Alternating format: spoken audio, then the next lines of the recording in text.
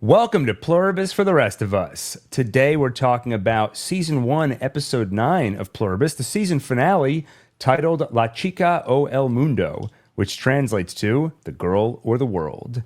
We did our instant take a few days ago right after the episode aired. Those were our raw, immediate reactions to it. Now we've had a few days to think about it, plus Adam is joining us, and we are going to go through the whole episode recap and review style. I am the individual Gil, by the way, and I'm here with this individual's brother, Daniel. Say hello. Hello.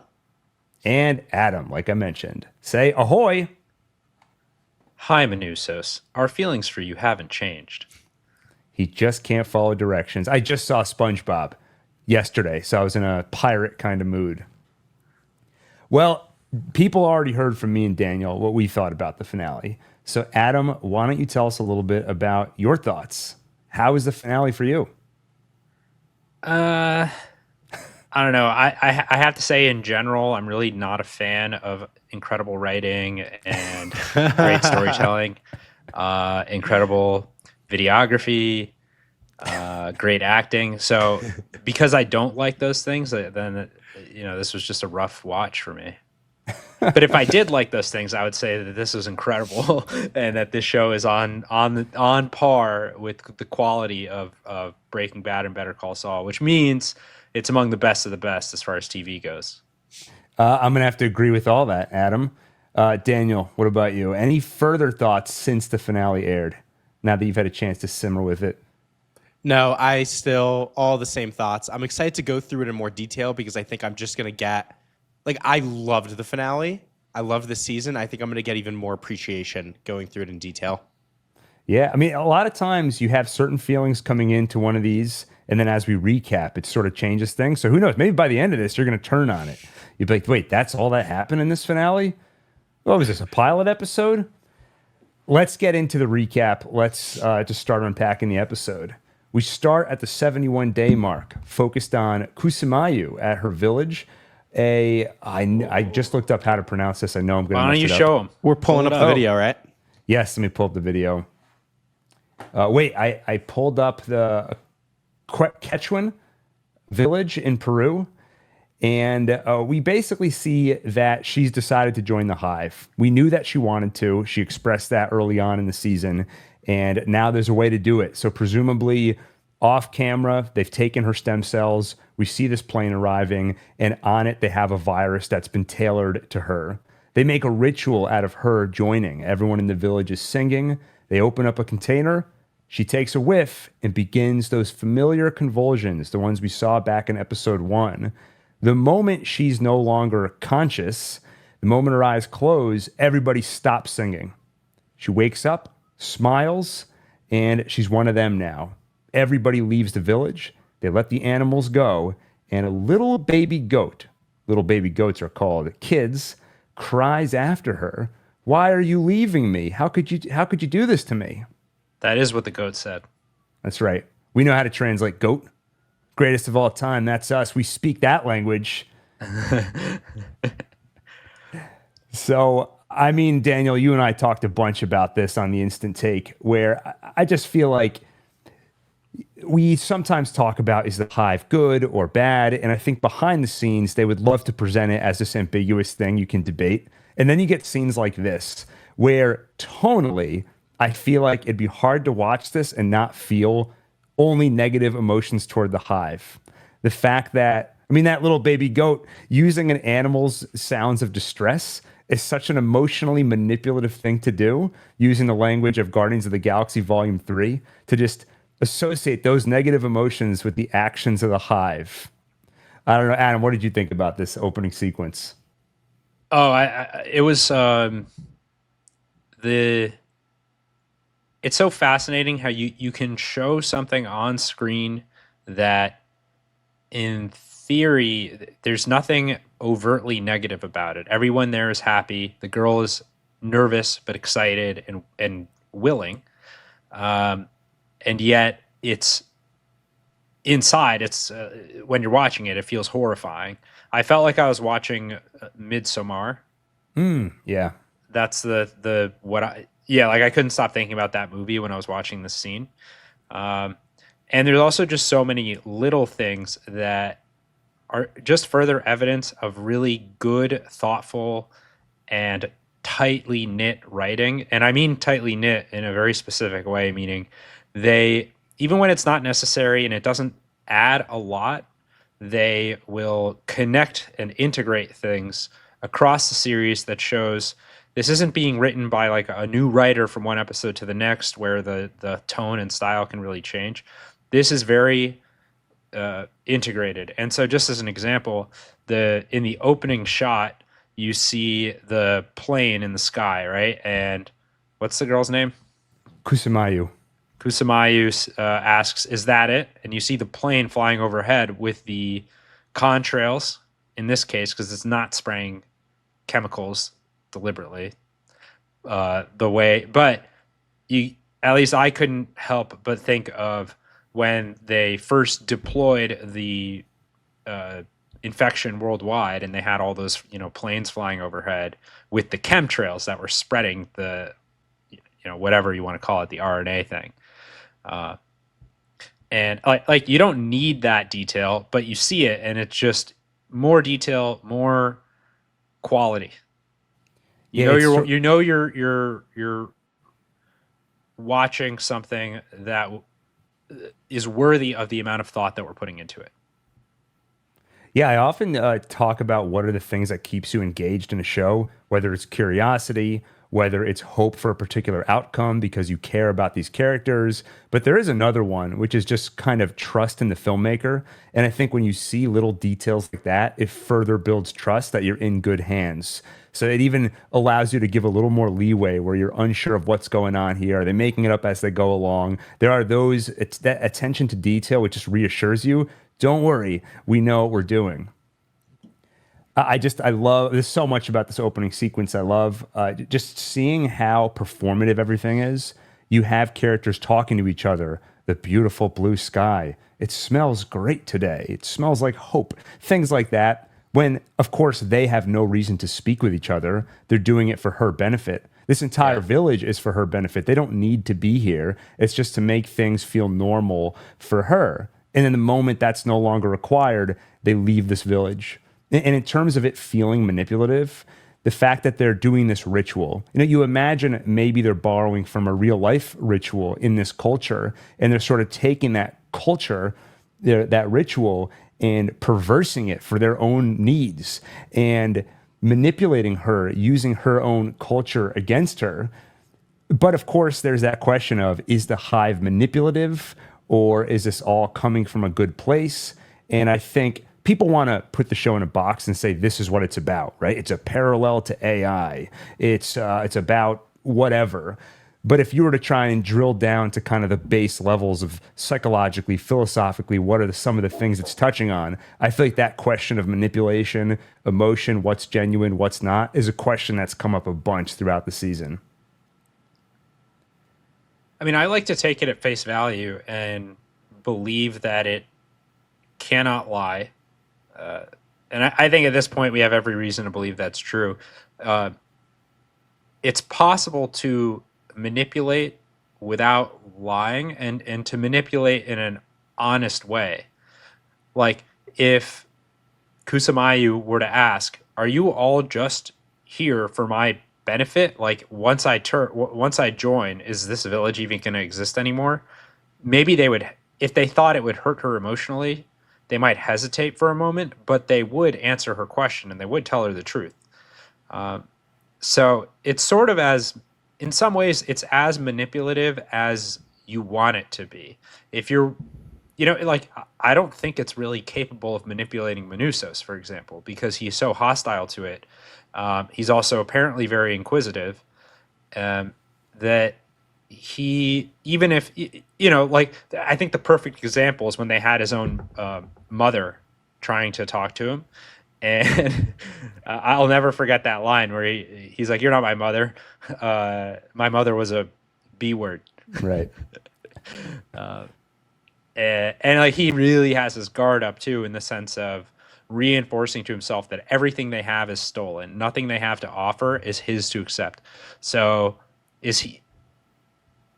and they're going to be honest with him when he asks them questions. So I don't know if that's exactly manipulation so much as just we will do whatever we can in an honest manner to get you to join us, but we won't lie to you, and we'll kind of push it to the extent that you allow us to. I think like all the manipulation also, like it's all just coming from one single fundamental lie that even I don't know that Pluribus, like the Pluribs think it's a lie per se, but like it seems pretty clear to me that when you join the hive, you effectively die, right? Like I don't see how you can be part of a hive mind and still be an individual living thing. And I think this scene really shows that, right? Is like all this, these are the things that make people individuals, right? Whatever their like rituals, their personality, like her relationship with that goat, like all of that stuff disappears the instant she joins the hive. And so just everything they're doing is effectively manipulative and dishonest because it just comes from this root lie that you're not giving up your entire life when you join this thing. And I think their ability to manipulate also stems from another, you can call it a lie, which is that we know better than you what's good for you. We're trying to push you in a direction so that you'll join the hive because we know that you'll be better off. It's almost inaccurate for it to use. I know that Zosha has trouble speaking in terms of I or me or as an individual, but that's because whatever this one unified entity is, it doesn't have one unified voice exactly. It has to speak through the mouth of an individual. So on the level of individual humans, among the category of humans, it is a we thing. But the thing that's speaking through them, I believe, is one thing. It's like your brain and you as a person feels like one. It feels like one individual. But if one neuron had a voice, maybe it would be using terms like we and us. But at the same time, is your brain or your unified mind can feel a state of happiness, and at the same time, if you were to inquire with one specific neuron, I don't think an individual neuron can feel happy, right? The neuron is part of this broader network. But if the neuron can still speak and you were to ask it, are you happy? It might say, yes, we are happy. But it's coming from that top-down thing, whatever that one individual alien is, basically. So it's not exactly a lie, but it's, yes, we feel incredible. Well, yeah, you feel incredible because you've taken over billions of people and you have, and like your biological imperative is to just continue to spread and expand, and you're doing it, and so you feel good. Right. But as soon as someone rejects you, you start freaking out. Yeah. Yeah. And there's a lot of, I think a lot of the things you're saying are sort of ways of thinking about it, but wouldn't necessarily put a line in the sand and say that's what it is. For example, do they feel happy because they're fulfilling their purpose of taking over the world and bringing people into the hive mind? Or is part of pacifying all these different minds and getting them in line with the hive, we just feed a drip of all those chemicals that make you feel happy. So no matter what, they're going to feel happy unless they're pushed to an extreme. Is it an alien mind that is plugged into all these human brains? Or is there truly a hive mind where it's an amalgamation of all human minds brought together? The only foreign thing in there are a few of the quote unquote rules, the biological imperative, we don't hurt animals, etc.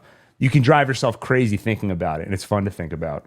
Yeah. Well, the tentative way that I'm thinking about it is that there is one, so long as the individuals that compose the hive are not overwhelmed or having some kind of freak out, then the electromagnetic signal that they're all communicating through, there's some kind of resonance or unity or synchronization. And I would say so long as everything is synchronized, it's basically, that's the higher entity. It's no longer the case that there are individuals or like different centers of experience. There really is just this one thing, and it doesn't have a physical form. It's an electromagnetic thing that then uses humans as the medium through which it touches the physical world. Yeah, I think. And I mean, that's kind of similar to how our brains work. Yeah, I think I agree with all that. I think one other thing I'll say about this sequence is right when she wakes up, she kind of walks away from the camera and sort of disappears into the background. So in terms of painting a mood, that is one more thing that just sets the tone. The individual is gone the moment they're absorbed. Because if this were any other procedure, you expect her to wake up and then suddenly reflect on, what does it feel like now that I'm part of this? Wow, you were right. It does feel great. And of course, it's no surprise that that doesn't happen. But I think the camera emphasizes that when it doesn't really stick with her. It comes back to her. But the moment she wakes up, instead of following her, we follow the box holding the virus back to the truck. And she's kind of unimportant until they want to make the point about the goat being left behind. So great way to open the episode. Doesn't really tell us anything new, but seeing it actually play out, I think communicates a lot of feelings and triggers a lot of these thoughts. And I think sets things up for the rest of the episode by painting the hive in a negative light and kind of bringing up some of these emotions. At least for me personally, I found that it primed me to be on Manusos's side as we enter the next sequence, which is an interesting place to be after being with Carol for most of the season. I will add, just looking back at the last 15 minutes of conversation we had, just prompted by this one scene, we're touching on like hard science, like neuroscience, electromagnetic fields, the nature of consciousness, the ethics of the individual versus the collective. When the series was first starting, I would say maybe once you're really like toward the deep into the middle of the season, it didn't really feel like sci-fi anymore. It started to feel more like kind of like a drama, and a little bit of a thriller. And now that we're at the end of the season and I'm looking back, I realize like this stands up there as like true hard sci-fi. It really makes you think. It was really well thought out, and the way that they integrate both like personal drama, like romance, love, individual relationships, and all these really cosmic and significant philosophical concepts and scientific concepts, it's just like perfect. It's so funny to look back at when they were not advertising, but when the trades were reporting on this show like a year before it came out, and they were so vague in describing it, it made no sense. They were like, it's a hard-hitting drama, but it's like a sci-fi, but not really. It's like E.T., but it's actually more like Twilight Zone. And I'm like, okay, look back, I'm starting to see how it all made sense. Yeah. Even though at the time it just sounded like just article after article of word salad. Daniel, I have a question for you. I think you've read the most Asimov. He's currently choking. Daniel's currently choking to death and muted his microphone. I'm listening. I'm there. And so I've you've been read reading a ton of Asimov lately. Yeah, I think you've read the most Asimov of any of us. I've read nothing but a couple of like short stories, I think. But one of our members in the chat says that this is Asimov level sci-fi revolution, and I was thinking like this is on the level of like the greats in terms of sci-fi. Do you agree with that? Okay, no, I don't think so from a pure just like sci-fi perspective, because I don't think there's not a totally novel idea here, right? Like to make, I got very frustrated the first episode. People were like, "Oh, we've seen all this before," and I'm like, "Really? Who's seen this before? Like, who's watched Invasion of the Body Snatchers or like whatever?" But like the concept of like the hive mind, though, like this has been done before. In fact, Asimov has even done this specifically. But I think we are tackling it in just such an incredible, nuanced, and dramatic way. Like, I think that hasn't been done before. But like, I don't know that we're breaking new like sci-fi ground per se. Well, does that make I'm sense? not even asking if it's original so much as when you read an Asimov novel and I don't know if you ever reflect on it. I don't know why you would, but if you're reading it and you say, yes, this is what's the term? Like high sci-fi or hard like there's sci-fi. hard sci-fi, because there's like high fantasy, for example, right? And that's like Lord of the Rings, and And then there's like lower fantasy, like Harry Potter, which isn't like a critique of the quality so much as like to what extent do they really do the rules of the universe play a significant role? How much world building is there? How many questions does it open up? And like how well integrated are the basic premises? I think that's what that notion gets to. Yeah. And I mean, so I forget originality, but yeah, okay, I agree with that. Like we don't need to focus on the originality point, but more so that like it is building a really interesting universe of like rules and phenomena like related to like how a hive mind would work, and it's also exploring like really cool philosophical questions around that. And I do think that's like what a really good sci-fi does, right? Is it like it introduces some concept and then you sort of see all the places it takes you, but it also helps you see the real world differently, right? Like I think this makes you think about consciousness and like relationships and community and stuff in sort of a different way as well. I feel like it's Asimov if he could write drama and Yes. characters. Yes. And if he was more interested in those things, because the show clearly prioritizes that over the quote unquote hard sci-fi, which I think is why it ends up disappointing a lot of people. Because if you look back on the season as a whole, how far have you gotten in terms of the humans versus hive mind plot? And if you're really, I mean, if Asimov were writing the story, he would probably be a lot more curious about the hive mind and how it works. And we would know a lot more about that 9 hours into the story. Versus here, it's like we learned some of the rules of how they function, and we learned there's something weird with a frequency. And that's about it.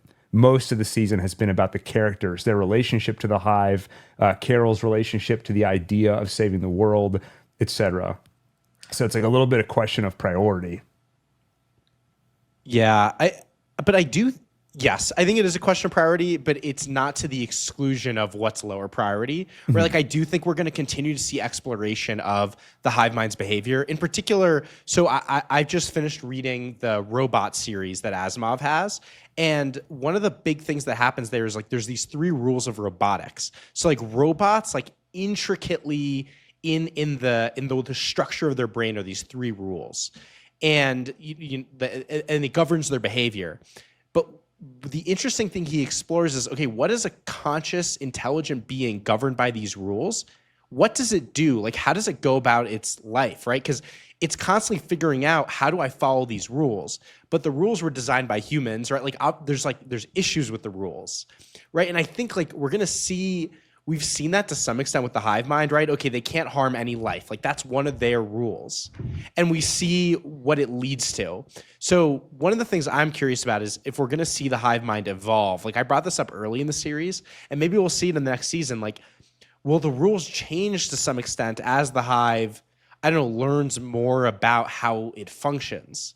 Will that then change the way they interpret some of their rules? Like, that would be more the hard sci-fi angle, and I hope we see some of that. Like that would be cool. You know, some of this notion of, okay, we have these core rules or these biological imperatives, and for it to be hard sci-fi, or not that the distinction actually matters that much. I just think it's an interesting like diving board for conversation. But if we're talking about how like really good sci-fi takes a couple of basic premises or strange concepts and says, how would this actually play out in the real world?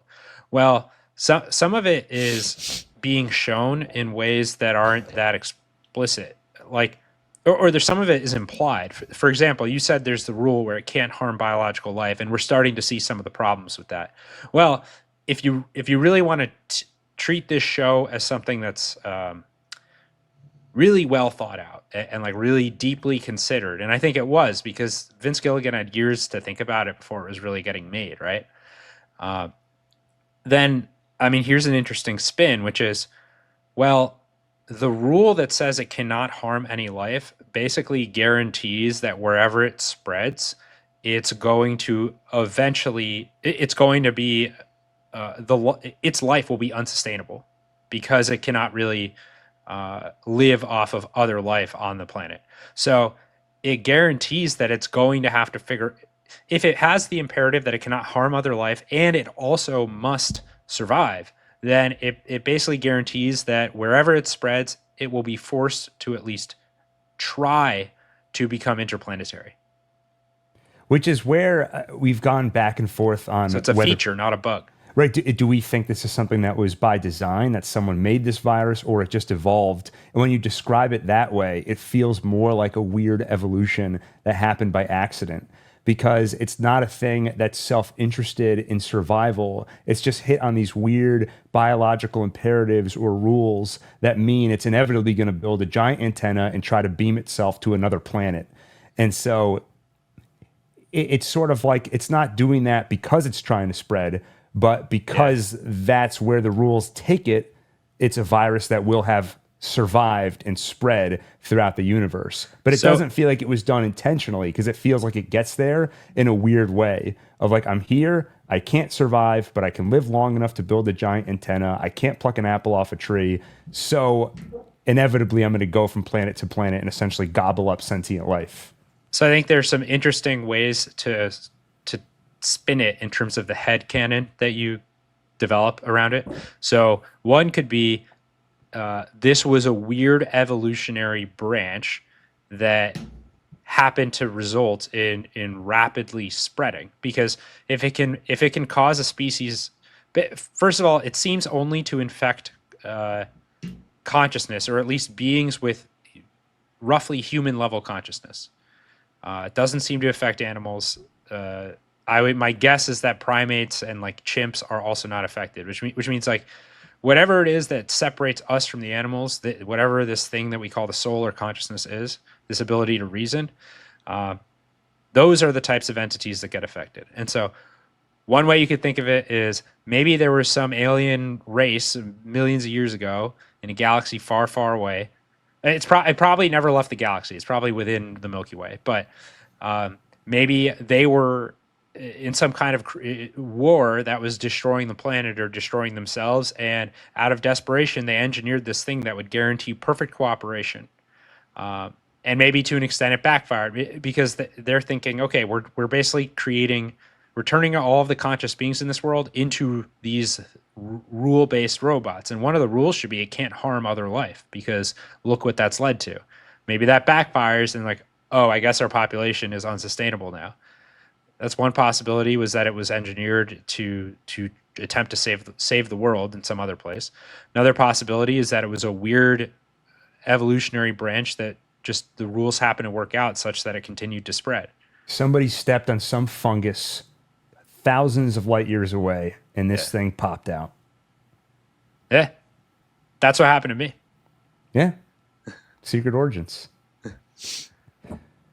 Shall we go to the next sequence? Yes. We rewind the clock from roughly 71 days back to 60 days. We see Carol and Zosha watching Manusos driving toward her home via satellite, or drone, I guess. And Zosha kind of catches Carol up on who this guy is. He received your first video. Maybe he's heeding your call. And it's funny. So much of this echoes Carol's approach to Kumba. For example, here Zosha says it's probably better that we're not here, and you can come with us if you want. She says, well, he came all this way. I sort of owe it to him, don't I? And that is almost the exact same interaction that Kumba had with his hot tub pals before Carol showed up. They're like, we're leaving. You can come with us. And he says, well, I got to talk to Carol at some point. I forget the exact phrasing he used, but it heavily echoes this scene. And that feels intentional, right? Because it really seems like Carol has gone full Kumba mode, her version of it. I feel like it's satisfying when you can change a character and it feels realistic, especially if it's in a surprising direction. So if you rewind a few episodes, you see Carol and Kumba interacting. If you think you can get her to have the same conversation, but from his perspective, you'd say, no way. And this show spent a couple of episodes, well, several episodes, getting her to that point. It's surprising and impressive. And it makes for a lot of tension when Manusos actually shows up. Yeah. Which he does. He beeps to signal that he's here and asks her to come outside. She steps outside, and he finally gives that introduction he's been practicing for so long. Tells her his name, he's not one of them, and he's here to save the world. She introduces herself as best she can in Spanish, He walks toward her and she notices the machete, tells him, "No machete." He puts it away and things start to get tense. He refuses to enter her home and signals for her, "We're going to meet in here in the back of my ambulance." He's very insistent. So is she. And things start to go off the rails, especially when she goes inside to grab her phone to turn on a translating app. He immediately grabs it. Cut to them in front of a green screen fighting over it. And her voice gets all echoey because they're on a soundstage here. And it's pretty awkward if you notice it, which I and a lot of other people did. And then he drops her phone into the storm drain. And in terms of commitment to the bit, this is another great example because that app is still on. So she's like, "No." And it goes, "No." The humor is just so good. That translating app is great throughout the episode. Yes, and then when he's trying to dig out the phone and he starts like cursing under his breath and it's translating that too. 9,000 kilometers for this Yeah. S. And then he's like, "Shut your trap." And it's like, "Shut your trap." In terms of that green screen stuff, by the way, my assumption is that originally he just grabs the phone and drops it down the storm drain. And they were like, Carol would really put up more of a fight. And she also gets in that line, "I put it on airplane mode, you idiot." So I feel like they wanted to see more fight from her and more forethought that she was thinking about some of the same paranoid things. So they probably recorded that in post. But anyway, yeah, love. I mean, ultimately, I think a good decision to add that stuff. And I'm usually one of the more critical people when it comes to stuff that looks fake. And I actually didn't notice. Yeah, I have no idea what you're talking about. Can you show us? Can you show us like the frame? It'll be tough to do it on here. And last time we played, we actually ended up getting some copyright claims. Yeah, I accidentally played the video instead of skipping around. Yeah, we'll make it fun so everybody can do this afterward. Go back to that part of the episode when they're struggling over the phone, and I think you'll notice something weird. But it doesn't happen too often on the show, but it felt like it was worth pointing out. Yeah. Also, Daniel, you mentioned it when he's kind of cursing and trying to get the phone out of the storm drain. Another moment of just, it's fun to watch process. I'm like, okay, how's it going to use the machete to get it out of there? And you're seeing like having to poke it just right. And then how satisfying when it magnetizes to the machete and he's able to pull it out. Very Mike Ehrmantraut. And it's very relatable. Like I think everyone's been in a situation where you drop something in a place that's hard to reach, and you try to like something's under the couch, and you're trying to use like a broomstick to like nudge it back toward you, and it makes everything feel more real. And because we've all been in a situation where you're like, "Wow, this is frustrating," and I'm extremely annoyed right now, but he's doing it because he wants to smooth out the situation and try to like start over with Carol because of how important this is and how far he came to work with her. This whole sequence, Daniel and I talked about this a bunch on the Instant Take, but the tension, they already built so much tension before Manousos got here because we knew that the more Carol was becoming endeared with the Hive, the more awkward a meeting this was going to be. When several episodes ago, we couldn't wait for them to meet, and now it's become, this is going to be really tense. And it is almost from the beginning. But then there are moments like this, I'm like, okay, he's getting her phone back, go apologize. I really want them to get along. So it's an emotional roller coaster of an episode. And he comes to the peephole, holds up the translator app on the phone, and says, "Okay, you win. Telephone, yes. Ambulance, no. But I need an umbrella." And he basically brings her. Yeah, go ahead. It's just a little side bit, but it's kind of interesting that this is not an iPhone. Oh, I didn't even catch that. It's on Apple TV. Isn't that one of their rules usually?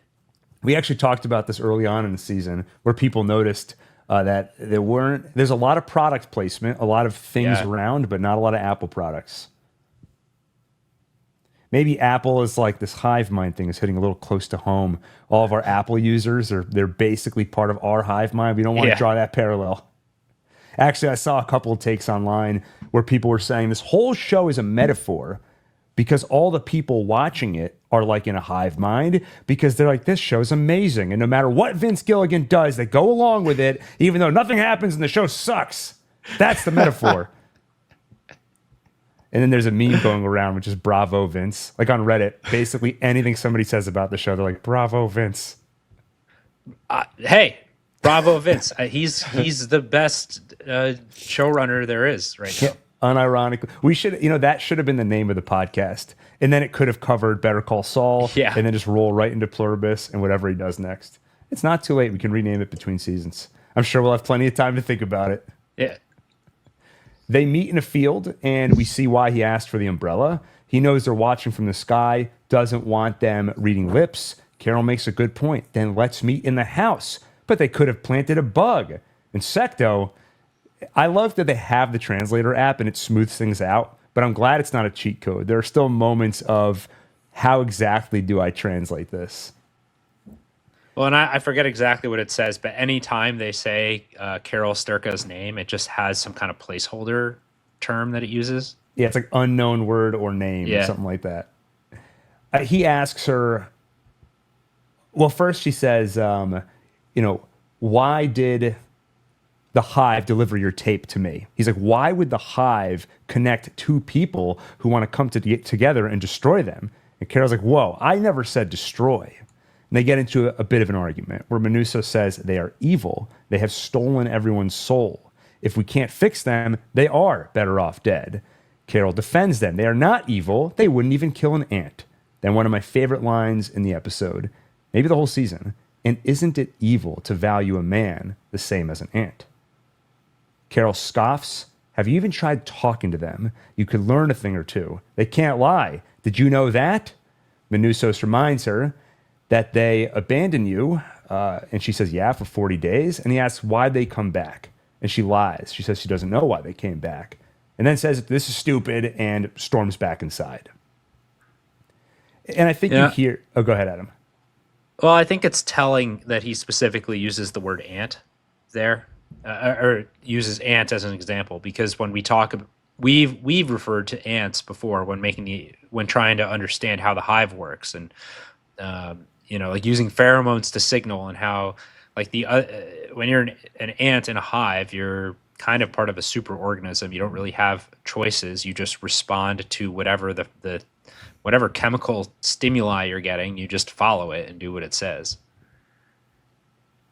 Yeah. And so the hive does see humans as ants.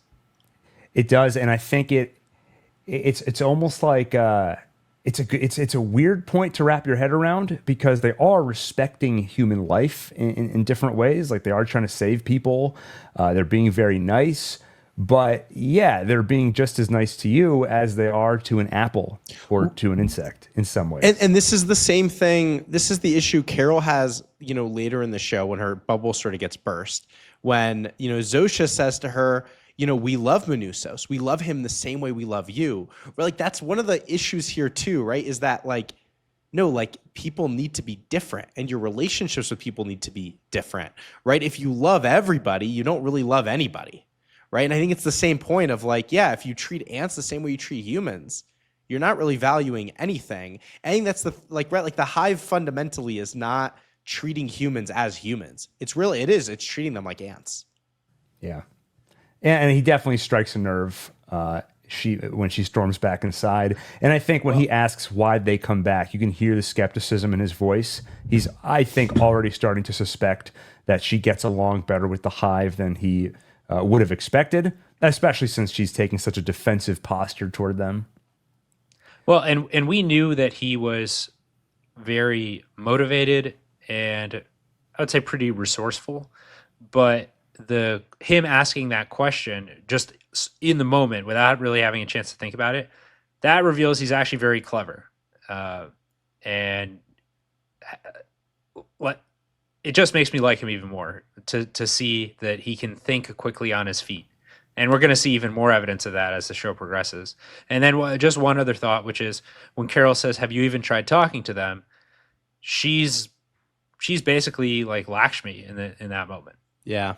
Right. Or Kusamayu, I think, was Lakshmi said the same thing actually. But yeah, Kusamayu was like, Carol was trying to talk her out of joining, and she was like, wait, you haven't even asked them, Carol, what it's like? And then Lakshmi comes in and says, you have to educate yourself, and you want to lecture us? So there's so much of her echoing what previous characters said, and she was not at all in the same wavelength as them back then. So it's so interesting to see it now. Something else that happened in this scene that I was curious about, that I found jarring, and I'm wondering why they did it, was, Manousos and Carol pretty quickly in this conversation, or it's like right at the beginning, Manousos makes his point about destroying them, right? And it makes sense, but I wasn't expecting that, right? I expected Manousos to start off with, how do we change them back? And, the bringing up destroying them, obviously, I think is even jarring for the viewer to hear, right? And then him talking about souls and all this stuff, right? Was that just to raise the tension, or is that also really showing something about Manousos here that, I guess Manousos is more of a war hawk than Carol is, or even we might be as the viewers? I think it is some of that. I remember a few episodes ago when I was predicting, okay, it can't be as simple as these two people come together and they get along and it's just a great alliance. There must be some tension between them. And I had a feeling it was going to come down to methods. And we kept saying Manousos is more Carol than Carol. Maybe he's going to have more of a violent edge to him than she does. And then I think in the last, it's no longer an impressive prediction based on the last couple of episodes because it was clearly heading in that direction. When he said destroy, though, I'm not sure he had in mind, let's kill them all. I think he meant it sort of metaphorically. Let's destroy this evil force. And by doing so, the humans are restored. But once she pokes back at that and makes the implication that he's saying kill people, I think he gets defensive, and he does honestly believe, well, if it comes down to it, yes, kill. But based on everything else he does this episode, clearly he's trying to restore them. He's not, plan A is not start slaughtering people. Right. Yeah, and his English is limited. That I think that was through the translator app, but there could still be translating issues. He uses a word that makes sense to him in Spanish, and then it comes out as destroy in English. Yeah, and it kind of pushed him maybe down. I think he believes it, but it kind of pushed him down a path maybe he didn't mean to go down. But I still, I guess we also just see that Manousos is hard-headed. He's not necessarily trying to be that persuasive to Carol, right? He's not. He does little things to reconcile with her, but he is hard-headed. He showed up expecting them to be on the same page, right? Yeah. And he's also, we don't know his specific religious beliefs, but he comes from a place that just in general is quite faithful, at least. He probably has a pretty traditional view of good and evil in a very concrete sense. And depending on how religious he is, he might actually see this as the end times or some quasi as a true apocalypse where he should have no tolerance for whatever this evil thing is. It fit. Oh, and we also have very little evidence that he had. Actually, we have no evidence that he had any strong personal ties either before all this happened. The only personal tie that's been referenced is his mother, and we know how he feels about her. True. And this is sort of the right man for the job here. I think the two of them together, once they're united, it's like the ideal, buddy cop situation to handle this. Yeah, and as Palm says in the chat, later we'll see when he does the yelling experiment, he warns them first. So we see clear attempts to preserve the human life. Well, Carol storms inside and he follows, notices Helen's grave on the way in. I think it starts to paint a picture for him what she's been going through. Inside, he starts looking for a bug. He's looking for a listening device. Mainly at first, just finds cheese puffs or Cheetos, whatever's under a couch. And I feel like in that moment, I believe those are cheesy poofs. Cheesy poofs. I think she's feeling slightly judged in that moment. And then the snapping. He snaps at her to ask for her phone. She gives him a look, and he just snaps again. And when she explains that we don't do that, I don't speak snap, he walks over, and my other favorite line of the episode, su telefono, please, and puts on this big smile. I found this believable because I had a Central American friend who grew up in Mexico and said she remembers stories of her uh, grandfather coming back from working at the ranch, and he would plop down on the couch, put his feet up, and it was an unspoken thing where it was expected that the grandkids or his wife would come over and take his boots off for him. And I don't think anyone found it demeaning. Actually, it was just like part. It's just how it worked. I feel like he pushed it just far enough where the episode does a good job of letting you be in both their perspectives. A part of me is yelling at Carol, like, what are you doing? Like, finally you have an ally. It's so frustrating. I was screaming at the TV the entire episode, like loudly. Yeah. And we have not been on that page all season. I know it's actually surprising to me. Even people who love the show will be like, yeah, Carol's kind of annoying, but it's a great show. And I'm like, I'm honestly not on that page at all. I don't find her unlikable. I don't get any of that stuff. I mean, I get it in the sense that I can logic out why people can find her grating, especially, at various points in the season, but it's just not something I've felt at all. This episode is the first time where I'm frustrated by her. I understand where she's coming from, but you just want to see them fight the hive. So it's frustrating, but they also do a good job of making him so bullheaded in the snapping where you're like, I also see why she would be pretty annoyed by him. So they do a great, and it's also just funny. I think the two of them just have like excellent chemistry on screen.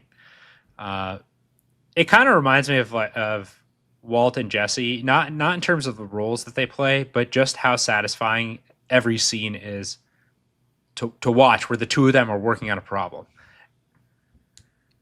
Yeah, and I keep going back to it, but what is it that draws you into this show? And if you're enjoying the characters, then for you, the two of them finally meeting is itself worthy of the finale. I don't need a big reveal about the hive or anything like that. So he's continuing to look for something, and in the cabinet, he finds it. When Carol calls and says, are you guys spying on me? That device, it turns out, is something Helen put there to detect if the cabinet is ever opened. That was when they froze her eggs, were thinking about having children, and clearly Helen didn't fully trust her to not indulge in alcohol. Now, I just want to say, the second I saw it, I was like, Helen put that there for sure. Because if he found the bug somewhere else, I wouldn't have thought anything extra of it. But the fact that it was in the liquor cabinet. Yeah, I had the same thought, mainly because I just thought they're not going to bug her place, especially since they have so many ways to listen anyway. I think the phone, TVs, there's so many other ways they could get their ear. I recently read that you can use Wi-Fi signals like to see through walls. Can you send me a link on? You can do because it can detect like the way it's bouncing off people. Yeah, that was the Dark Knight. Didn't they do that? Oh, there was actually a demonstration where they measured data, people's pulse and breathing rate. It might have just been breathing rate with Wi-Fi signals. Apple's like, don't say that in the show. We can't let people find out about that. But it is true though. If they bugged the place, they could have bugged it so that nobody would ever find it, right? Like, yeah, I mean, they have like the all best the CIA technology. Yeah. By the way, another. Do you know that Sorry, go ahead. You go ahead. Well, the government has surveillance devices that can run on nuclear powered batteries. So if you can hide a microphone with like a transmitter well enough, you can leave it there and functional for literally like 20 years with zero maintenance. Yeah. So yeah, I agree. If they had bugged the place, Manousos was not going to find it and wasn't going to find it that quickly. So Adam, I also pretty quickly was like, I think I know what that is. Yeah. Manousos, and this is a yet another time that some cracks in the relationship between Carol and Helen are sort of revealed after the fact. Between this and finding out the truth of what Helen thought about her book series and her new book. True. Yeah, I feel like we're not past grieving Helen. I think there was a distraction and we see a lot of it this episode with Zosha, the Hive. But I have a feeling next season, Carol we'll get at least one scene of Carol looking at the grave and being sad. But I also think it's not just about grieving Helen. I think a big part of this is also Carol disliking herself and pitying herself, right? Is like that. The liquor thing is just such a like, it's just she wasn't like good enough for Helen, right? Like there's, and even in her flashbacks, right, she's kind of like she's moody and that, or like there's some I think that she's not worthy of Helen and like. Like she has all these bad habits. And this is kind of where she hits rock bottom in this episode, right? And then she comes around and she kind of regains her strength. But I think it's like part of the arc that we're seeing. Mm-hmm. Agreed. So after Carol makes the call to ask if they've been spying on her, Minusos asks, who are you talking to on the phone? She explains, I'm talking to them. I'm always talking to them. And says, I'm tired. We save the world mañana. She shows him to another house, tells him he can stay there. Initially, he refuses. This is not your house to give me. And once she storms out and is kind of like, I don't give a crap. You can sleep in your ambulance if you want. He calls the others himself, and he asks to speak with Zosha. First, he asks, who is Carol talking to? I want to talk to that one. The voice on the phone, by the way, I have not seen this officially confirmed, but a lot of people suspect it's another Better Call Saul cameo. Adam, do you know who I'm talking about? Jesse Pinkman. No. Tony Dalton, Lalo. And if you listen for it, it does sound like him, but I haven't seen it officially confirmed. He has a great voice. He does. And yeah, you definitely can recognize like the Lalo's smile. You can hear it through the phone. Remember the line, same old Hector, just wants to kill everybody. Yeah, one of my favorite lines in that whole series. So there's a question here. Minusos has so refused to interact with the Hive in any way, shape, or form. This appears to be the moment where he gets comfortable with the idea and then spends a lot of the rest of the episode doing exactly that. What exactly changed his mind and made him okay with making this call, for example, do you think? That's a good question. I think at this point, he realizes he has not quite found the ally he was expecting. And in fact, she's been fraternizing with the enemy. So it just seems like if there's still any hope of working with Carol, he needs to know what she's being so dishonest or cagey about. And if it's true that they can't lie, then he's going to find out everything he needs to know just by talking to them. Yeah, I think he got the wind completely taken out of his sails, and I think he knew it was time for a change in tactics. But I think on top of that, in speaking with Carol, I think he sees that the main weapon the Hive has used against her is sort of, whether intentionally or not, psychological warfare. And I think he, at the moment at least, feels just not susceptible to that at all because of how hard-headed and focused he is. I don't think he's worried about being manipulated. So I think when you add all that up, I need a change in tactics. Talking to Carol, I don't think I have anything to be afraid of. Someone in the chat, Gangaroo, was it because Carol said they can't lie? Yeah, I think you add all that up, what he learned about them from Carol. Like, he might have known that already from her initial tape, although I feel like he's seeing a lot of it confirmed right now. He also has had personal experience, right? They did save his life, and they didn't stop him from fleeing the hospital. They didn't actually cause him any harm. So, all of that is just further evidence. And he had a lot of time to think on the drive. Yeah, agreed. That's one thing I kept having to remind myself is that he's been thinking about all this for weeks. He might already have theories about what that frequency is. He didn't just teleport from Paraguay to here. Yeah, this isn't Game of Thrones. No. Call in a dragon strike, quick. Yeah. There are a couple moments where I felt so relieved. One of them is when he got the phone back and apologized. I was like, don't be a jerk. Let's try and be friends here. Yeah. And then this was another moment where I was like, if he can, it's going to be really tough if he continues to try and stick to that principle of I'm not going to use somebody else's house, for example. I'm not going to talk to the hive. It's great to actually see him adapt. That felt good to see. I continue to just love this character. He's so good. We cut to night. Carol wakes up on the couch. We hear, I believe, the Golden Girls DVD menu music. I think that's what's happening there. So she probably just put on autoplay and it ran out. I miss DVD menus.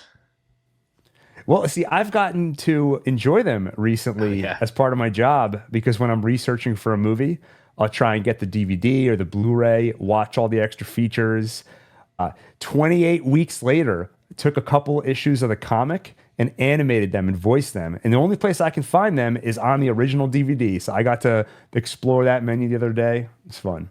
Shaun of the Dead, the DVD for Shaun of the Dead did something similar in which I think I don't know if it was a comic or if it was like storyboard illustrations showing, it was almost like a little epilogue showing what happened to Diane.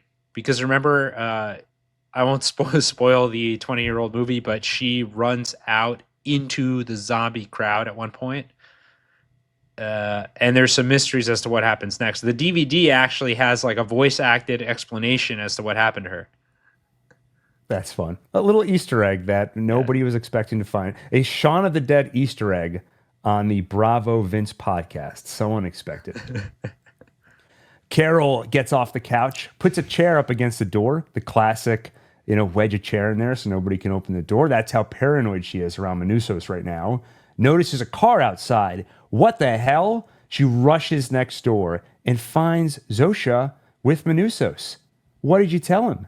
Manussos says todo, and he asks Zosha, how do I say that in English? And she's like, everything. Because I know what todo means. So Carol grabs Zosha and leaves. So Manussos calls Lalo again and says, send me another one.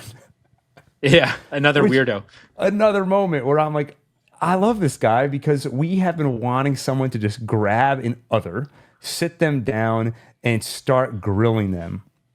I saw someone in the chat who was like, I would just start waterboarding them and demanding answers.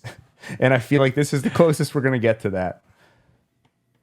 Even the way he's dressed, I get that it's functional and it might just be what he had, or maybe it's sort of almost like the uniform he would wear as the owner of the storage place. Who knows? But it does look vaguely like militaristic, right? Yeah. Like he's on the warpath. 100%. Yeah. Yeah. Yeah. I think explains why he was so quote unquote rude to Carol through all this. He came here on a mission. He thought the moment I get here, we're going to team up and start saving the world. This is not what he was expecting to find at all. I mean, she even closed her video in a way that sounded mission oriented, where she's like, good luck and Godspeed. Right. Daniel? And he's just so efficient. I mean, he got to the bottom of everything so fast. I mean, he figured out everything that happened with Carol, like her relationship with Zosha, all that stuff. And then he also figured out the screaming at them to immobilize them thing. Like he is, yeah, I mean, it's just awesome. It's good seeing somebody competent come in here. Yeah. Not that Carol is not competent. She's just coming off 40 days of psychological torture, losing her wife. The charm offensive. The charm offensive, exactly. No, and that's true. And I think they'll be a really good duo because I do think, Manussos is very hard charging. And then I think Carol, she is creative. I think she's going to come up with really good ideas, right? Really good strategy. And I think Manussos is very good at, I don't know, the sort of brute force type stuff here. Exactly. Now, although he's figuring out some pretty creative stuff too around the radio waves and stuff. Anyway, and he's just so persistent. But do you think that does he have any? I don't think it's been teased or hinted at yet, if it will be at all. But does he have any vulnerabilities? Is there? Oh yeah. Is there any way the Hive can get to him? Definitely. What if does he have an ex-wife or a deceased wife or something? Or what if he lost a child once that he can talk to through? We have no idea. Yeah, when you asked what vulnerabilities does he have, immediately I thought, of course, there's a couple of, let's say, development needs. Sticking to his principles to such an extent that he would have died without the hive's intervention. The fact that I don't know if he intended this, but he loses access to the hive by the end of this episode. Was there a way to learn what he knew without that? So I think it's exactly, Daniel, what you were hitting on, where he's a little bit more charge ahead. But in terms of vulnerability to the hive, could they psychologically manipulate him? I feel like it would be tougher in his case because of how militantly focused he is on the task. So at the moment, I feel like I don't see it, but he has other weaknesses that are going to get in his way. But they're also maybe this is manipulating Carol, but they also help to make Carol scared of Minusos to some extent. I mean, they also do. It's hard because they're so honest. But I do feel like Zosha was preparing Carol to be scared of him. So like that is a way in which that's not Minusos being manipulated, but it's the way Minusos is presenting himself. They are exploiting that, right, to make it harder for him to, progress. Well, and I do like how balanced it is, where Zosha says, she asks, like, well, it's not like he's violent or something, right? And Zosha's like, well, we don't think he would harm you. Yeah, the perfect way to deliver that, where it's honest but scary. Yeah, and like, again, you could argue that it was manipulative because it does set a tone or an expectation or prime Carol in a certain way, but it's like very honest, and it does also defend him to an extent. Also, it's like I can't really be critical of it. Yeah, I think like that's a tactical defense too. Like later in the episode, Zosha says, when she's leaving, she says, you should know he warned us before he did the screaming thing. Like, I don't think she didn't need to volunteer that information. And I don't think she volunteered it to make Minusos look good. I think she volunteered it because it just makes the hive look even more like the victim, right? Of like, look how self-sacrificial we are. Like, we're going to defend the guy who's hurting us, right? Like, we're turning the other cheek. Like, I think that is their aim, right? Like, we know they can't lie, but they don't need to just volunteer info like that. Yeah, one example I saw in an interview where they were trying to, with some of the people behind the show, trying to untangle what is manipulation and what isn't. And they used a great example of the grandma who gives you candy every time you visit. Like, you would not say she's being manipulative, but there is a degree of, I'm giving you sugar, and that's going to make you like me more, and that will get you to visit more. But they're not thinking of it in those terms. It makes you happy when I give you candy, so I want to do that. And I think they think of the hive the same way, where they are, if you were to somehow read their mind, I don't think you're going to see, we're going to manipulate Carol. We're going to isolate her for 40 days to torture her so she'll come crawling back. There's an honest read on everything they do. And it could be manipulative, but coming from a good place. I think that's probably the most realistic way to describe it. Yes, we're sort of manipulating you and trying to get you in the right place emotionally, so that way you'll join the hive and make you much happier. So is it manipulation if it's coming from a good place? But I felt like that was a helpful way to think about it.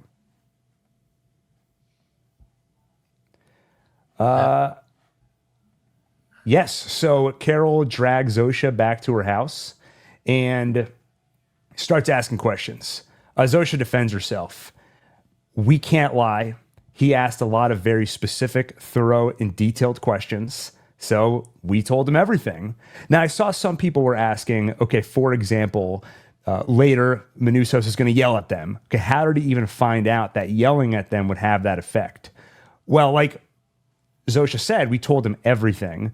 But why would they offer that information? Well, think of it like this. He wants to know what Carol's been through, so he's going to ask every step of the way. Okay, she called a meeting of the 11 others, or at least the English speakers. Well, what happened at that meeting? Well, things didn't go that great. Well, can you expand on that? Carol kind of yelled at us, and it was pretty bad. Okay, well, what's the big deal about yelling? Well, when that happens, we all start to convulse, and millions of people die. So you can see how somebody who's ready to do an interrogation with somebody who can't lie is going to be able to extract all that information. Now, it would also be wise of the hive just to give him a disclaimer and be like, hey, we know that you're not a big fan of us, so let me just say from the outright, if you yell at me, a bunch of the bodies will die. So see, it's a tough one though, because if you tell him that, he might wield it as a weapon. Yeah. So it's tough to know whether you should give that warning or not. they need to all wear, like those vests that like a nervous dog could wear in Yeah. public. Has anyone asked them yet? Also, what are other ways of hurting you besides yelling at you? Like, you really should do your due diligence there. But the fun thing is, they won't just obfuscate. They'll just smile at you and not say anything. When it's like, wait, is there another way to get my stem cells? Yeah. And they'll just literally not answer. We will not harvest stem cells from your body and use those to change you. Yeah, exactly. So Carol is pretty upset with Zosha, and she says, it's just not in us to lie to you. And Carol says, yeah, but to me, not to him. And you alluded to this line earlier. Zosha says, I know this is hard to understand, but we love him the same as we love you. And Carol says, no, you can't love him the same. It's not the same. It's different. He's a stranger. You barely know him. You told me so yourself. And you're my, and finally she lands on, you're my chaperone. But you can imagine there were other words she wanted to say there. And that's the moment where or at least it hit me just how attached she felt to Zosha. That she really is. This is not fantasy to her. She has given into what she thinks of as a legitimate, real relationship. And it is in many ways. But there are some big cracks in the fantasy. Like the fact that she loves Minusos just the same. Well, and Zosha's, both of their acting is excellent here, but even just the frame that I froze on, Zosha's face is very fitting and believable for the face of, let's say, a girlfriend that's saying, or someone you're dating that says, I care about you, but you're not, but I'm also dating other people. Yeah. I'm also dating the entire world. Yeah. Of like, it's like pity. There's a look of pity there that you never want to see. And that's what Carol has to deal with right now. And Frothy Philosophy actually just made the same joke that I made when I watched this in person, which is that she's poly. I forget the actress's name who plays Zosha, but she was talking about, and actually Ray Seahorn was talking about the challenge that Zosha's actress faces is that when you're in a scene with somebody, you generally want to mirror their emotions. It almost happens automatically. Like the way we do in real life. If somebody gets upset, you start to get upset. You start to get a little bit emotional. But as a member of the Hive, she has to overcome that temptation as an actress and that impulse because she is not mirroring Carol's emotions, at least not the way a normal human would. And then there's all these questions of like, okay, she's always happy, so she can't really be too upset right now, but she shouldn't be like blissfully happy. So I just want to add on, Adam, that this is a great moment of acting, but even more than you initially realize because of those other challenges that come with playing this sort of character. And by the way, on top of that, like the pity she's feeling, this is like the general pity like the hive mind has for individuals, right? Like she says, like, you don't realize how much you're suffering. I think the hive would look at her feeling of like love or attachment to Zosha and say like, it's like the Buddhist thing, right? Of like, that's another sign of your suffering. Like you're so attached and possessive, right? Like why can't you just freely accept all the love of humanity, right? Instead, you need to feel like you possess and like own this other human and need to be so attached to them. Yeah, I need to know you love me for me. Go ahead, Adam. I was just doing a hippie voice. Oh, let me hear it.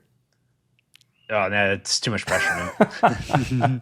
Or you can rewind later. Well, during this awkward pause, let me just remind you, Daniel, be careful about the talking down. Oh, yeah. So it doesn't getting so much plosives. I know you get upset when I talk down to Adam too much. I'm used to it.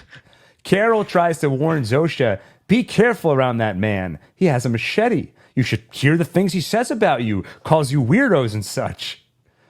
And then Zosha interrupts her. As if there's any chance that would work. Like, oh no, we're so offended. It is like it's the short-term memory of like, Carol, we know the stuff you were saying about us back in the day. I mean, you literally injected us with a lethal dose of thiopental. You blew me up with a grenade and then gave me a heart attack. Your chaperone, me. Yeah. Sorry. But, calling me a weirdo is too much.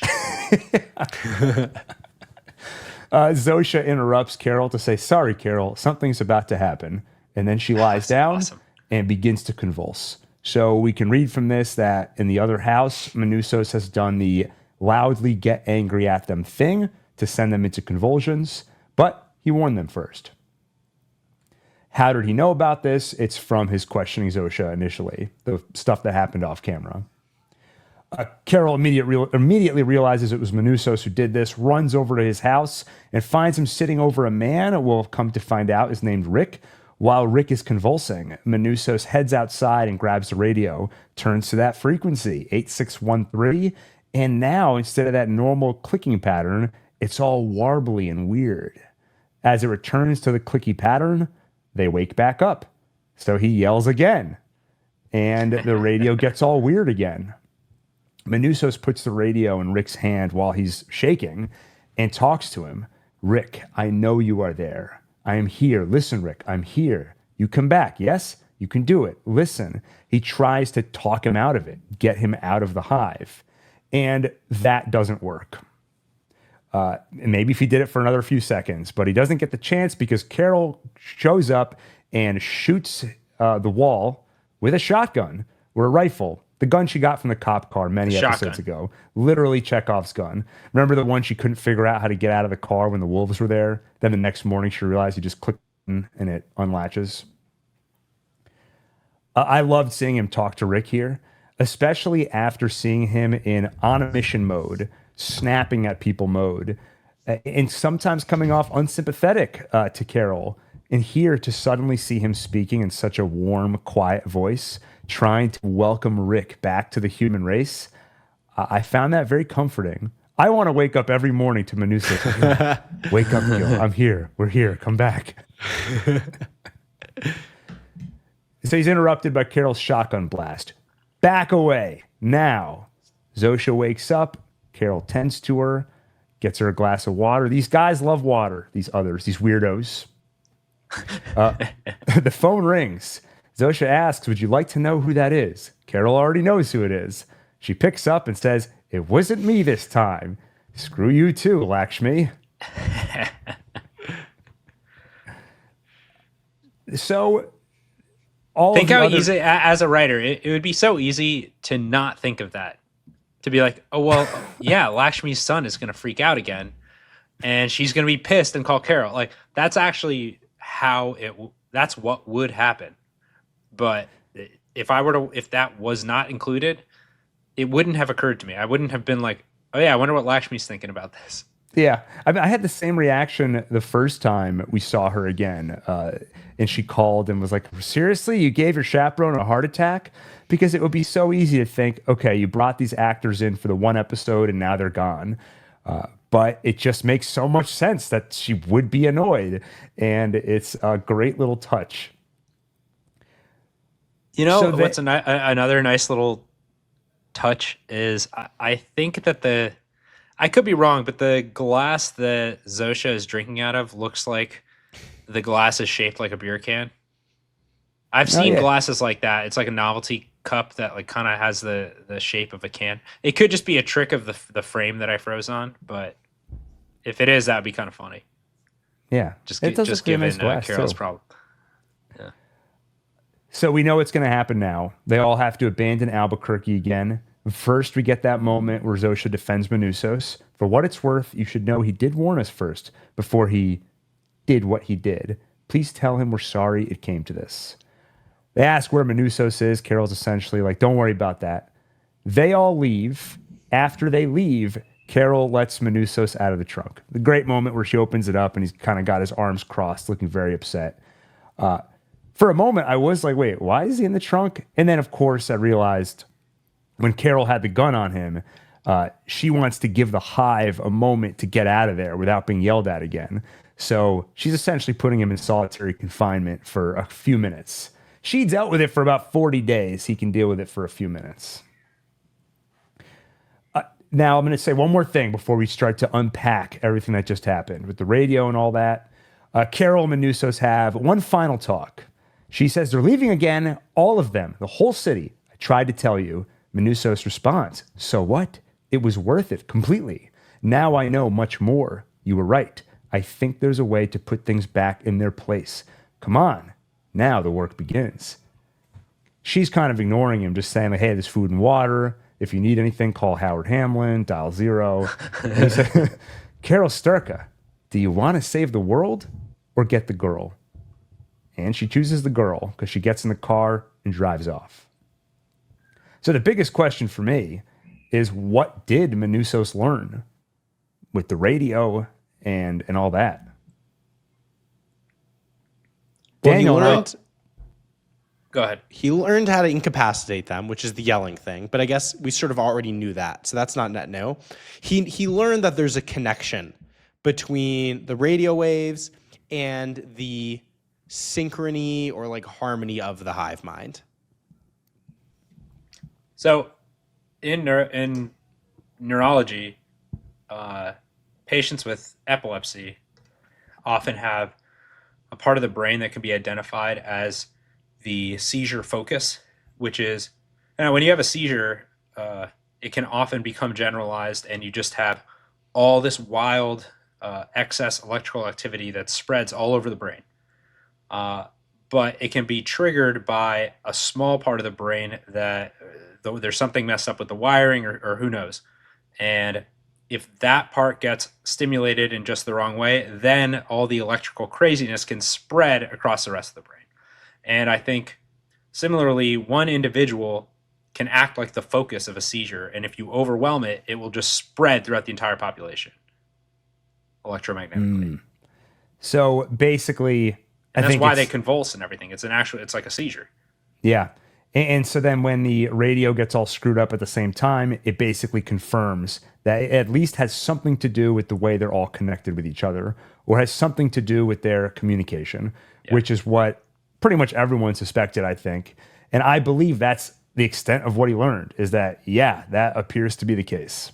I think Manusos is soon going to come up with the idea that I had, which is to build a Faraday cage, which is, I think, can isolate something from electromagnetic waves. Maybe not. You can't stop magnetism.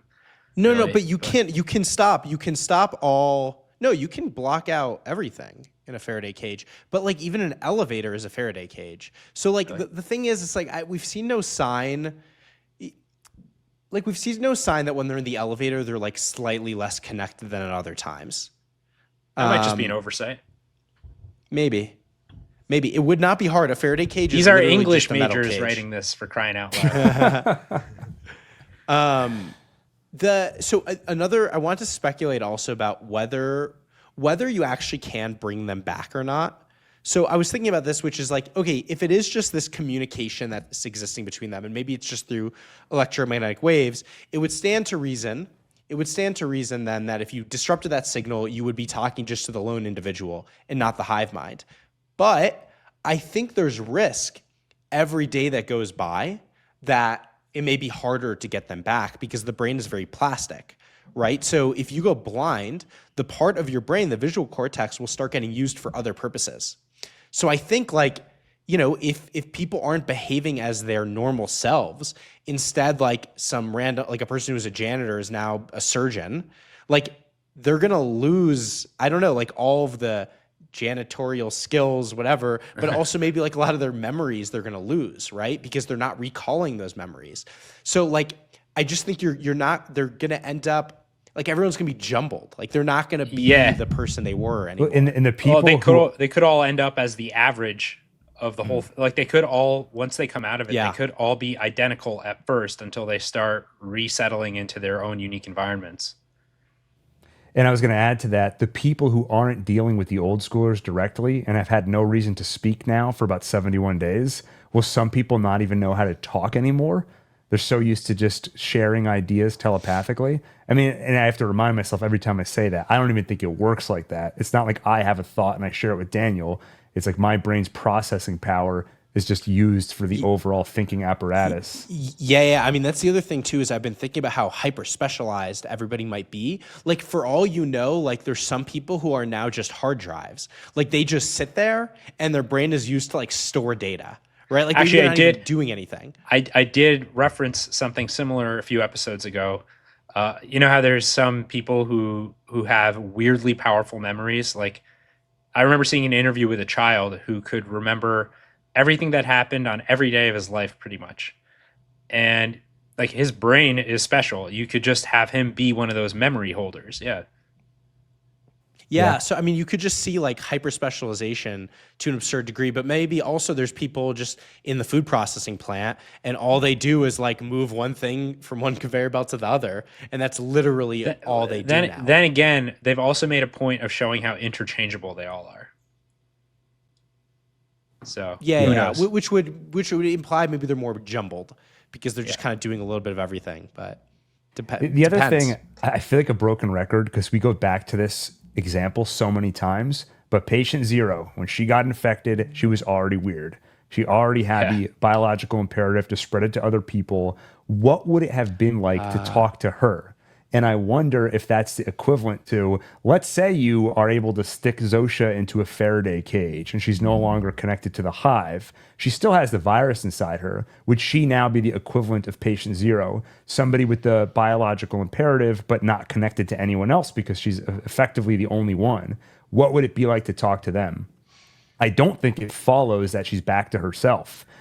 So this radio signal might not be the answer. It might just be part of the answer. Because you still have to rip whatever happened to patient zero, that stuff might still be there. You still have to rip that out of them somehow, if it's even possible. I wonder how like realistic they're going to try to be with any of this. Cause it's like, I don't know, nothing could rewire your psychology that fast, right? Like that you get a virus and then within 10 seconds, you're like, I must kiss others and spread this virus. I don't know. Have you ever met someone with long COVID? They just seem so miserable, like compared to how they were before. Yeah, but it doesn't take 10 seconds to do that. Yeah, I know. Hey, maybe we'll find out that there really was no change in her mind. She was like, I'm infected, and I actually just want to spread this infection. Maybe it wasn't the biological imperative. We could be going about this all wrong. Anyway. We leave Manusos. Oh. I know we hate to do it. Go ahead, Adam. I do have one more thought, which is I would be curious at some point to check out, I don't know, like the ham radio hobbyist, like communities or forums on the internet, because I bet that particular, assuming that's a real frequency that ham radio people have access to, I bet that frequency is blowing up just for fun now because of the show. Or someone is broadcasting that sound, like the synchronized sound. Yeah. And then if I yell at Daniel, it goes. Yeah. So we leave Manusos and we see Carol and Zosha spending some quality time together. Carol has finally decided to just be happy. Tropical paradise, Zosha swimming, Carol reading a book, The Left Hand of Darkness, a science fiction novel by the writer Ursula. I looked up how to pronounce it. Le Guin? Somebody in the chat can tell me. I don't actually recall the synopsis of the book, but I know it has some parallels to this show. And in interviews that talked about how, okay, we wanted her to be reading sci-fi. We thought it would be better if it was a female author. And it does have some parallels to her current situation. You shouldn't necessarily take that as a way to figure out what's going to happen in future seasons. There isn't some secret code here. More just, she probably felt drawn to that book because it felt like, I can relate to that situation right now. We see them on the beach, see them in a hotel suite. Wait. Not only that, but there? Oh yeah. Okay, this at that point, for some of these scenes, the green screen did get me, and I felt like I was seeing like season 8 Game of Thrones renderings of King's Landing, where it does just look really fake. But it didn't bother me much. But I did notice. I was actually going to say, maybe it's just, bravo, Vince, to everything. But I kind of liked the green screen stuff here because to me, it looked fake. Yeah. Which I actually liked. Like it felt like a dream. I'm going to laugh. What it looked like to me at first. Just because I saw someone post that on Reddit as a satire for fans of the show who just praise everything blindly. But I really did. Daniel, I agree with you. Yeah. I will remain... it does feel like a fantasy. It feels like a dream. All right. I'm going to remain I'm Switzerland in this one. But the point I was going to make was at one point when they're chilling in a hot tub together, and look at the color of that tea that she's drinking. You do see it focus on it for a moment. And this is the point, I think, where the cracks in the fantasy start becoming more conscious for Carol. And it's hard for her to just go along with the Kumba lifestyle. Kumba was really, aside from when the eye patch guy congratulated Kumba on his poker victory, and Kumba was like, hey, you're supposed to be the villain here. Kumba seemed pretty content with the knowingly engaging in a fantasy, right? Here, Carol sees the tea, or we see the tea, and we see it's the same color, and like it looks the same as HDP, the human-derived product that they're drinking. And that's definitely intentional. Yeah, it could remind her of that. I think also when she's reading on the beach, you see a look on her. There's a couple of times in the montage where you see a look on her face, and you can tell she's not entirely comfortable. I think, though, there's a couple things happening there. It's partly maybe this is fantasy, it's not real, but there's also I'm not comfortable being happy. I mean, she's going to say that explicitly in the next scene. When we get to their après ski, they're at the ski lodge, and Carol asks if... She starts to ask some questions.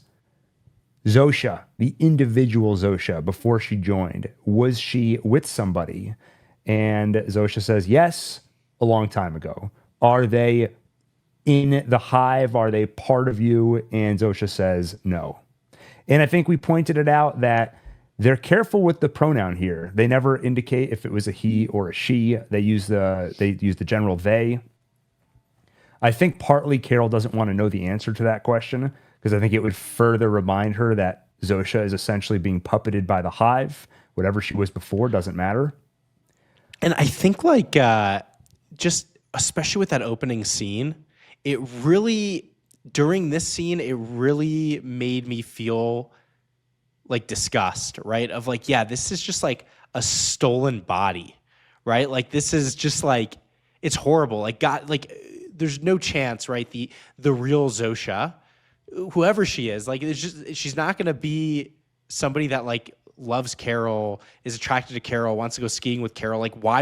Why would she? That's so random. They plucked this random body out of, I forget where, it was Tibet or something.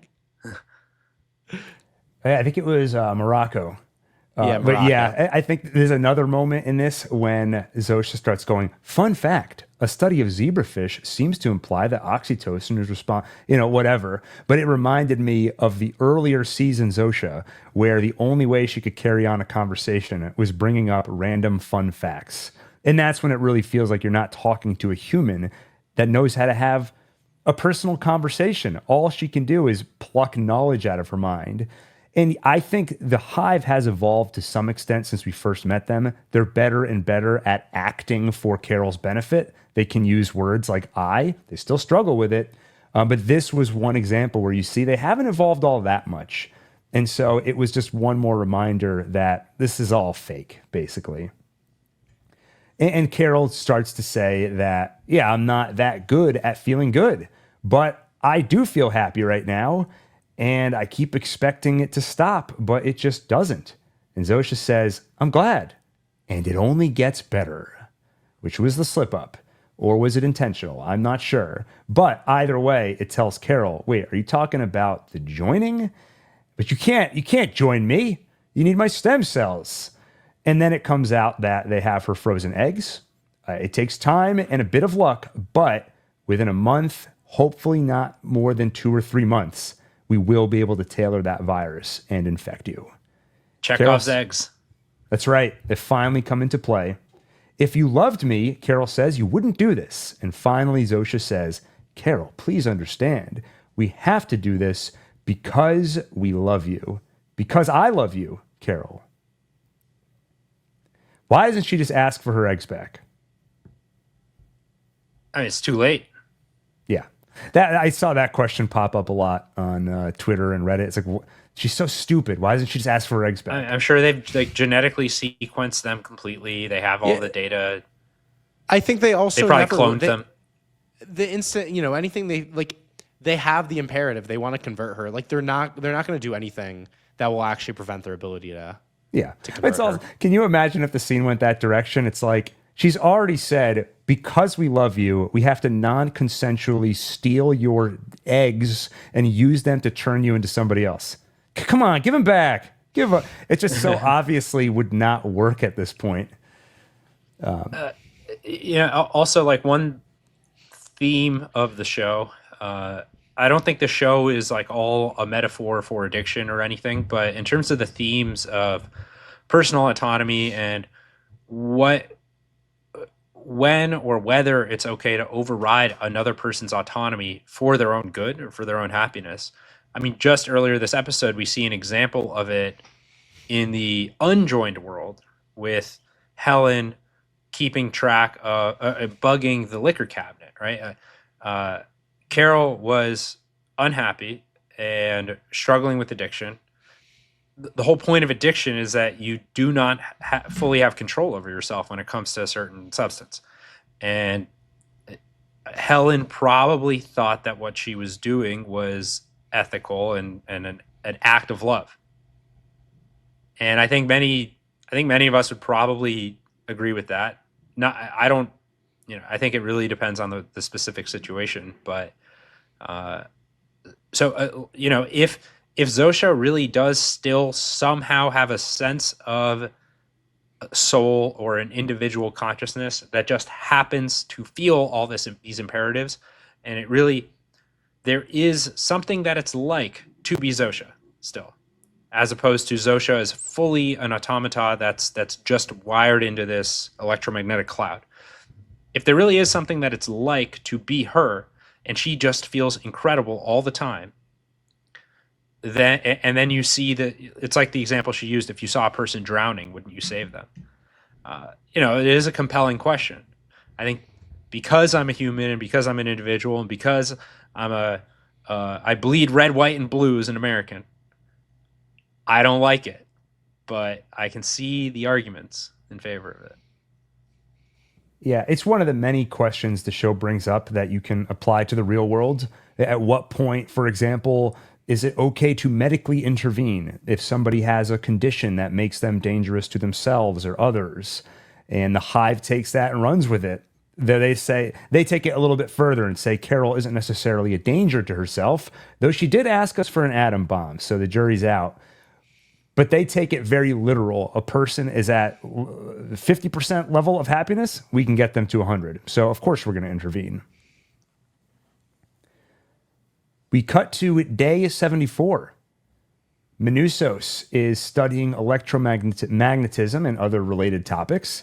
He's reading these books while translating those books to Spanish. Worth pointing out that he could dial 0 and just say, hey, can I get these books translated? And I'm sure they would do it for him. Carol interrupts. She returns home via helicopter carrying a large crate. Oh, I just noticed one of the books on there is authored by Faraday, or at least related to Faraday. So he's thinking about the Faraday cage. I bet Perhaps. you one of the Faraday episodes did a lot in physics, but I was gonna say not to talk down to Adam, but no, Faraday, Maxwell, and the electromagnetic field. This is just all classic. Yeah, he's certainly going to come across the concept. I bet episode he's 1. Reading up on season 2, episode 1 is going to be called Faraday Cage. Okay, go ahead, Daniel. He's reading up on all basic electricity and magnetism, and Faraday cage is like super basic, like that. Like he's gonna find that very quickly. You know what's a nice touch is you can see the labels on these. He got them all from the library. Yeah, and it just still fits with this thing of like, I'm not stealing, I'm borrowing. There's also the fundamentals of crystal. What is that word, Adam? Crystallography. Walter White published a go paper ahead. in Breaking Bad that heavily contributed to that field. Though Gordon Smith, who co-wrote this episode with Alison Tatlock, I think, said that that was not intentional, at least as far as he knows. But he said that the props people, they might be thinking about this stuff and may have put that in there as a Breaking Bad reference. One thing to add that I think is very relevant, Palm PN3MD in the chat mentioned, how about EMP, which is an electromagnetic pulse? That is a natural consequence of an atomic bomb, of an atomic explosion, right, Daniel? Oh. So, we think of the atomic bomb, and I think Carol thinks of the atomic bomb as it's sort of mutually assured destruction, or it's just the biggest weapon you can think of. But, one thing we haven't talked about yet, and I haven't even thought about yet, is it would produce an electromagnetic pulse that's supposed to disrupt all pretty much any electronics in the area. Yeah, so let me jump to the atom bomb. So Manousos is interrupted by Carol's arrival via helicopter carrying this big crate. She gets off the helicopter, says, "You win. We save the world." And Manousos says, "Carol Sturka, what is this?" And she says, "Atom bomb." And then we cut to a great overhead shot and zoom out with this wild music. And it's such an awesome end to the season. So, what is she actually going to do with this atom bomb? I'll say my initial thought, and I don't think that thought has changed since I first saw the episode, she doesn't have plans for it. I think she honestly just asked for it as a total screw you to the Hive. She's like, you know what? Yeah, I do want that atom bomb. That's not to say it won't become useful as the series goes on, but I don't think she has immediate plans for it. Now, in terms of how it could be useful later on, the first place my mind goes is the giant antenna they're building. Either, as you said, Adam, EMP, take the power down, or literally blow it up. Because otherwise, I just don't see how it's at all useful. What could you blow up that would, even if you killed 1 million Hive members? You didn't want to do that, and it accomplishes nothing. So my mind goes to two places. One is the giant antenna, or two is a threat of some kind. It's leverage. Yeah, I will set it off in this populated place and kill certain people. It may not matter if it's specific people or just, hey, you probably don't want to let 1 million people die. I'm going to blow this thing up. I honestly don't see it going that way, but those are kind of the two broad places my mind went. It's like Walter White. It's the cold open to season 5 where you see Walter White open his trunk and you see that machine gun. And you're like, this is exactly. Yeah, Gil. I mean, great minds, both of you. Gil made the exact same comment on the Well, instant. it's been brought up in every single interview with them too. They're like, that really? atom bomb is like the giant machine gun, right? I'm going to dive into some behind the scenes stuff they've said about the atom bomb in interviews. But before I go there, any other thoughts? Before Yes. I give you the answer, essentially. well, I have some more stuff to say, not about the atom bomb, Please. but I just got to scroll back when we do see some of the specific content that Manousos is reading. It highlights the idea of standing waves, antipodes, loops. And I think it reinforces and he specifically needs to translate the word loop Right. into Spanish. But it says, when the antenna is fed or excited by a radio frequency generator, the transmitter, we find that at certain points along the antenna, separate blah, blah, blah, the current, when measured, will always be about 0. We call these points current nodes. At points halfway between the nodes, we find that the current is always at some maximum value. We call these points current antipodes or loops. What they're talking about, I think, is that when in like physics, you have this idea of a standing wave where I'm really not going to explain this well, but if you think about like two people holding a rope and like swinging it up and down, you can get it to swing in a way where like one half of it is curved upward and the other half is curved downward. And as they go, they'll just swap places evenly back and forth. It's like very visually satisfying. And it's because they're just far enough apart to catch the wave at those 0 points, right? Each one of them is standing at the point where the wave stays flat, but the periods in between them keep swapping back and forth, back and forth. And I think that, I don't know exactly how to relate it, but I think it touches on that idea of synchronization and of all the different individuals in this giant wave being somehow unified and on the part of this massive standing wave. And then when they all have that seizure, it's basically the wave gets scrambled and no longer harmonious. Well done. I don't know. That reminded me when Carol was reading the book By the Water. I wanted to, based on how far into the book she was, I was going to analyze the image and figure out what page she's on and see if there's some hidden message there for us. But I didn't end up doing that. I think this probably has a lot more useful for us to look at. Okay. And this is just a whole other side thought that I keep wanting to bring up, but haven't had a good place to bring it up. But when I was talking about the potential origins of this, I'm just going to call it virus. And I said, one option is that it was engineered in a last-ditch effort for a civilization to try to save itself. The other possibility is that it evolved organically and has just been spreading because the set of rules it operates by happen to work for spreading itself. And then the third option is that it was engineered, but it was engineered for the purpose of extinguishing consciousness everywhere that it goes. Kind of like the Reapers in Mass Effect. That was, so I think, in one of our... And I did mention this recently. Yeah, I think in one of our discussions about this, that is one place we landed, is that this is possible that someone has decided to essentially euthanize all sentient life forms. Actually, this might have been on the pre-show I did solo. No, we talked about this. We did, but in conversation with the chat, I think I took it a step further, where someone said the virus may have been designed to protect essentially all non-sentient life. Yeah. That maybe it is just destiny that anytime there's life forms that are at the level of human consciousness, they're going to end up destroying themselves, destroying their environment, etc.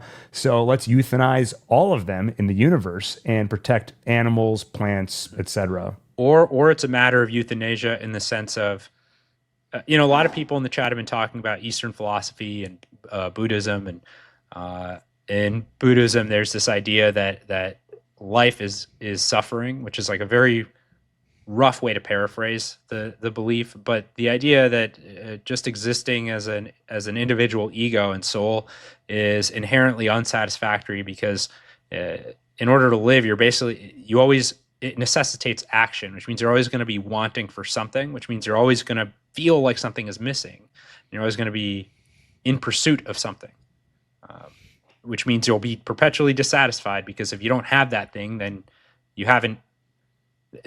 you're unsatisfied because you're still seeking the pleasure of acquiring it. And maybe it's truly a form of euthanasia where it's saying, all right, we are going to spread this disease that will first give everyone a taste of bliss before wiping out their entire population. But at least we've reduced the total amount of suffering in the universe. It's so interesting though, because it's like, but maybe... like, why not just make a hive mind that that solves the suffering, right? Like why do we need to why do we have to euthanize everything that's sentient to solve that suffering, right? Like if the issue is the ego and the individuality, okay, we've done it. We've created the hive mind. Like it's just interesting. Now, obviously, we kind of need that for the show because we need more conflict. But like, I don't know, it's just an interesting additional thing to add, which is, and the hive mind also just causes everyone to die. Yeah, that's. I mean, it could also just be a way to clear out the sentient life of a planet so that some other super sentients can just come in and take all the resources. And it's convenient because this one just spreads itself. Well, so that's going to a different idea than we're decreasing the amount of suffering in the universe. Yeah, there's a million ways you can go with it. Yeah, I have a feeling we're not going to get answers on this because it's just hard to imagine how we would. How are they ever going to speak to whoever designed this virus if somebody designed it and you get answers to that? But sometimes they like to close their eyes and imagine where they came from. That's right. Whatever that means. Yeah. Well, okay, I'll say, we're probably not going to learn about it. But a way we might hear about it is perhaps the imperatives that they have when they first get infected is because there is some form of communication with other members of the hive on some other planet. And maybe we get into some crazy, faster than light, quantum, instantaneous communication, blah, blah, blah.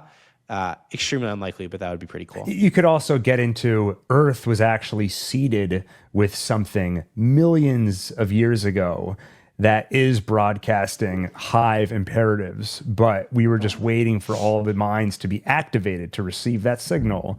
You could go one of those routes. That is the ultra-terrestrial hypothesis. Ultra-terrestrial, meaning they're here, not extraterrestrial. They've been here. Yeah, they've been here. Yeah. Should I go into some interview stuff that they said about the atom bomb? Yes.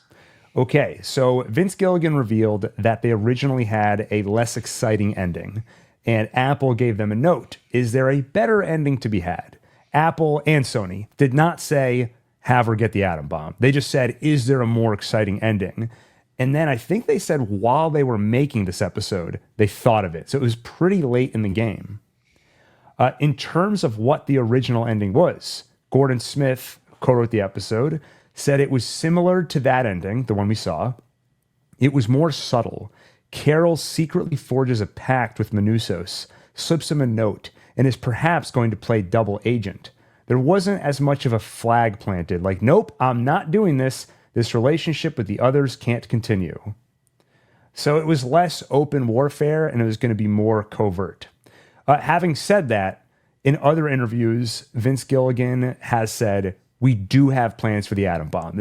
He's said, I can see why you're drawing comparisons to the machine gun in Breaking Bad, but this isn't quite that. We've got an idea where we're going with it. So if anyone gets concerned, like, what? They just threw it in there because Apple said to. No, they came up with an idea and they have plans for it. I will say I loved the ending, and at one point I like moused over the screen when I was watching the episode to see, because I was like, okay, I'm enjoying the episode, but I'm not satisfied yet, and this is the finale. Like, something has to happen or I'm gonna end up disappointed. And I mouse over and I'm like, oh God, there's only like 5 minutes left. And I was really worried. And then what exactly does she say? Like, F it, let's save the world. You F win. it, we save the world. You win, we save the world. Yeah. And he's like, what's in the box? And she has an atom bomb. And I was like, yes, I'm happy. I'm satisfied. That's a good finale. Yeah, Daniel They did it. They saved it in 5 minutes. There was a journalist who tweeted a couple weeks before this came out that saw the finale early, and they said, I was laughing, like right when the episode wrapped up, I was laughing really hard or something like that. Yeah. And I was like, that could mean anything. It could mean that something funny happened. It could mean like, bravo, Vince. I remember theorizing, it's got to be a callback of some kind, because you're like, oh, I see. And it did end up being that. And it did end up being funny. Frothy Philosophy asks, what if it turns out she was being sarcastic? And then what is it? I see a lot of people saying that. What if it was just sarcastic? That, I saw, go ahead, Daniel. No, I just like, I people would be so mad. Like, that would be so, it would really defeat your trust in the writers. I just think there's no chance of them doing that. Imagine, it opens on the season 2. It's like, it was just a lot of TV dinners. She's like, well, we're going to need to eat a lot. And like, we don't want to call up the hive for everything. Yeah. There was another theory that she was being metaphorical. I have the secret weapon that's going to destroy the hive in that crate. Which I don't think it's that. Not to scoff at the she's being sarcastic idea. I don't see that. I feel like it's definitely an atom bomb. And the interviews kind of back that up. And I know it's a little bit cheating to go outside the text of the show. But as I was watching it, my initial read was, this is a screw you to the hive. And it's the same as when she was scratching off lottery tickets in the convenience store and then she won the lottery. It's just sort of a funny thing to do that's amusing her. And now she not only gets to amuse herself, but in some ways it's at the expense of the Hive because she saw how reluctant they were to give her an A-bomb, but they were willing to do it. So it's, yeah, give me that A-bomb. You idiots. You weirdos. So and Guy Incognito, in response to this question of, well, what if it's actually not an A-bomb, but something else? Or she was being sarcastic, and he references, what if season 4 Breaking Bad opened with Jesse saying, just kidding, to Gale? And I had the exact same thought of like, yeah, what if Jesse moved the gun at the last second? It's a similar idea. It's like you can see why people are expecting some twist or something to be not quite the way it seems. This does not seem like one of those cases. Mm-hmm.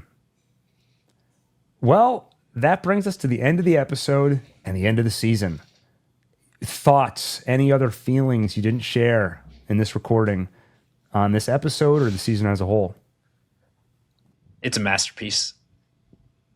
Bravo, Vince. I love it. And Gordon Smith and Jen Carroll, Allison Tatlock, all the other people who were involved in the making of this show. Yeah, such a great season overall. Just so much to talk about every episode. In some ways, more to talk about than Better Call Saul and Breaking Bad because there's all the character stuff that those shows had, but then there's also the sci-fi stuff where you can talk about what does it mean to be a hive mind, the origins of an alien RNA virus. All this stuff is awesome. So I love the season overall. I can't wait to see where it goes next.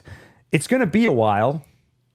Vince Gilligan in an interview was like, we're in the writer's room for season 2. We're wrapping up in a couple days. And then he was like, wait, don't get too excited. I just mean we're wrapping up for the year. I think we've got a pretty good idea what's happening in the first episode of season 2. Someone pressed him and they were like, what do you think? Go into production May 2026? And he's like, I wish. So, yeah, I think the earliest we'll see season 2 is 2027. Why does it take so long? If you want a masterpiece, Adam, remember us complaining? Like you hear actors say stuff like, "Well, if you want new episodes every year, I mean, we'd have to work year round." It's like that's like what a job. Yeah, on House of the Dragon, they're like, we'd have to work all year, and I'm like, yeah, welcome to the real world. Yeah. How do you think we all work all year? It's because we have TV that we can enjoy that helps us get through it, and you're denying us that. I mean, honestly. There was a time when I was so. This is a long time ago. I'm better now, but there was a time where I was so miserable that, like, one of my thoughts that would keep me going in life was I need to see how Breaking Bad ends. That's what's going to keep me going. Yeah. Stephen King tweeted to Vince Gilligan. He's like, I heard it might be a while before season 2. I just want you to know I'm not getting any younger. So thank you, Stephen King. Thank you, Stephen King, also, because he's the one who taught Vince Gilligan how much people like to see process. That's where he got this from, was reading his book on writing. I think there's a scary clown in that container. God. I saw the dumbest article. I shouldn't say it's insulting, I guess, but it's in that broad category of clickbait. Stephen King often likes to reference the town of Derry where it took place. And in the movie Running Man, at some point he ends up in the town of Derry. And then there's an article that's like, why Pennywise wasn't in the Running Man? Because that would be ridiculous. The movie has nothing to do with an evil clown. That would be like why Pennywise probably isn't in the crate at the end of Pluribus.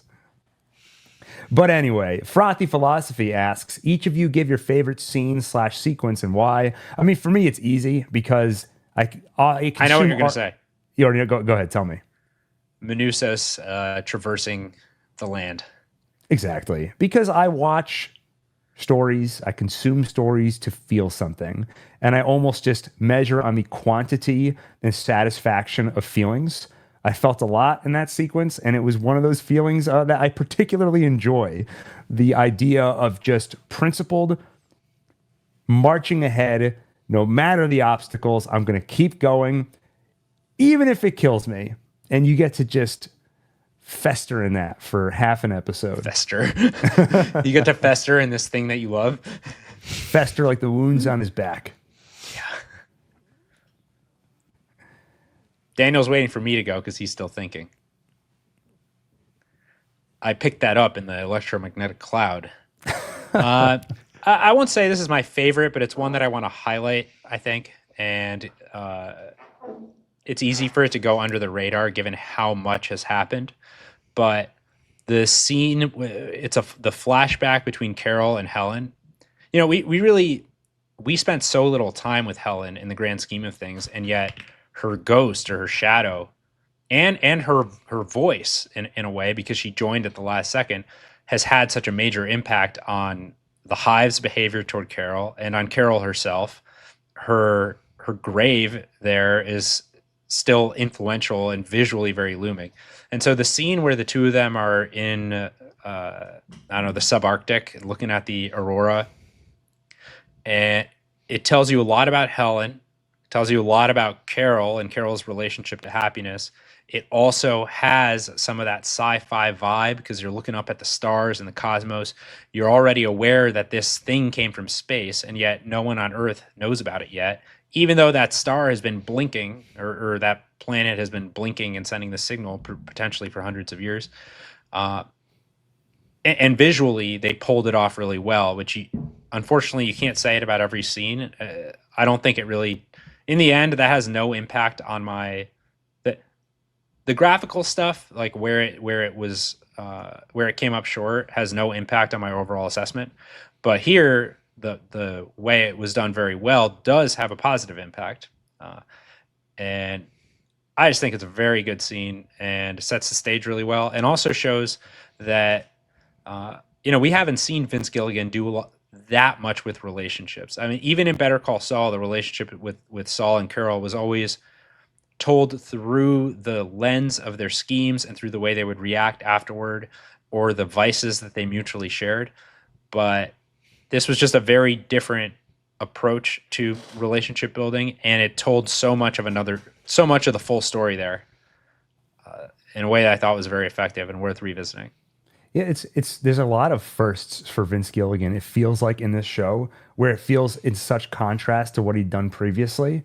Like the way he's displaying a much more positive relationship here, where there's, of course, issues in it, like Carol's inability to accept being happy and being in the moment. But the relationship between Carol and Helen is very loving and not built on vice.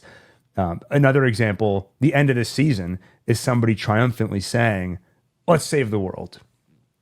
Versus you look at the end of season 1 of Better Call Saul, and he's like talking to Mike, and Saul says, "We had $1 million in our hand. Why did I give that back?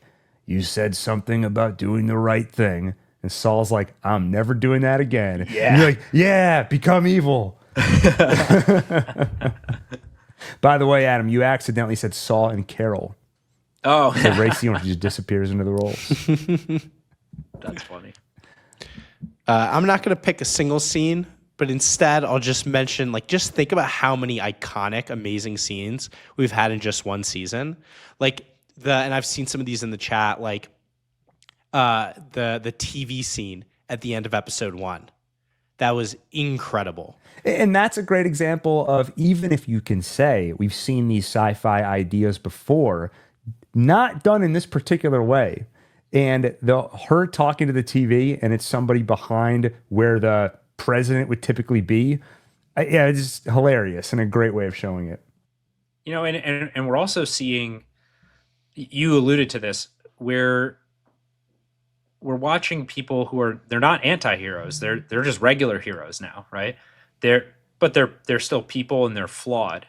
You can root for them, and you don't feel, at least I think most viewers, except for really jaded ones perhaps, or ones who don't really like humanity, I think the majority would be very in favor of their goal, which is to restore individuality to the human race. And we can root for them in a truly unconflicted way, which is new. We haven't really had that in a Vince Gilligan, or at least in Breaking Bad or Better Call Saul. You're rooting for them to change their ways. Here, I'm rooting for them to stick to their intentions and resist their flaws. Daniel, you were talking about iconic scenes. You mentioned the one with the TV, and then I kind of jumped in. Cut you off? There's just so many is the point. Like then, the grenade scene, the scene where she's just like asking them like, would you give me a nuclear bomb? Like all that stuff. Yeah. Like just every episode. Oh my God. The scene where she injects like the truth serum into Zosha and everyone, is, they're all begging Carol at the same time. Like, okay. And then the next episode when they all abandon her, like just, I mean, so many just like masterpieces, I think.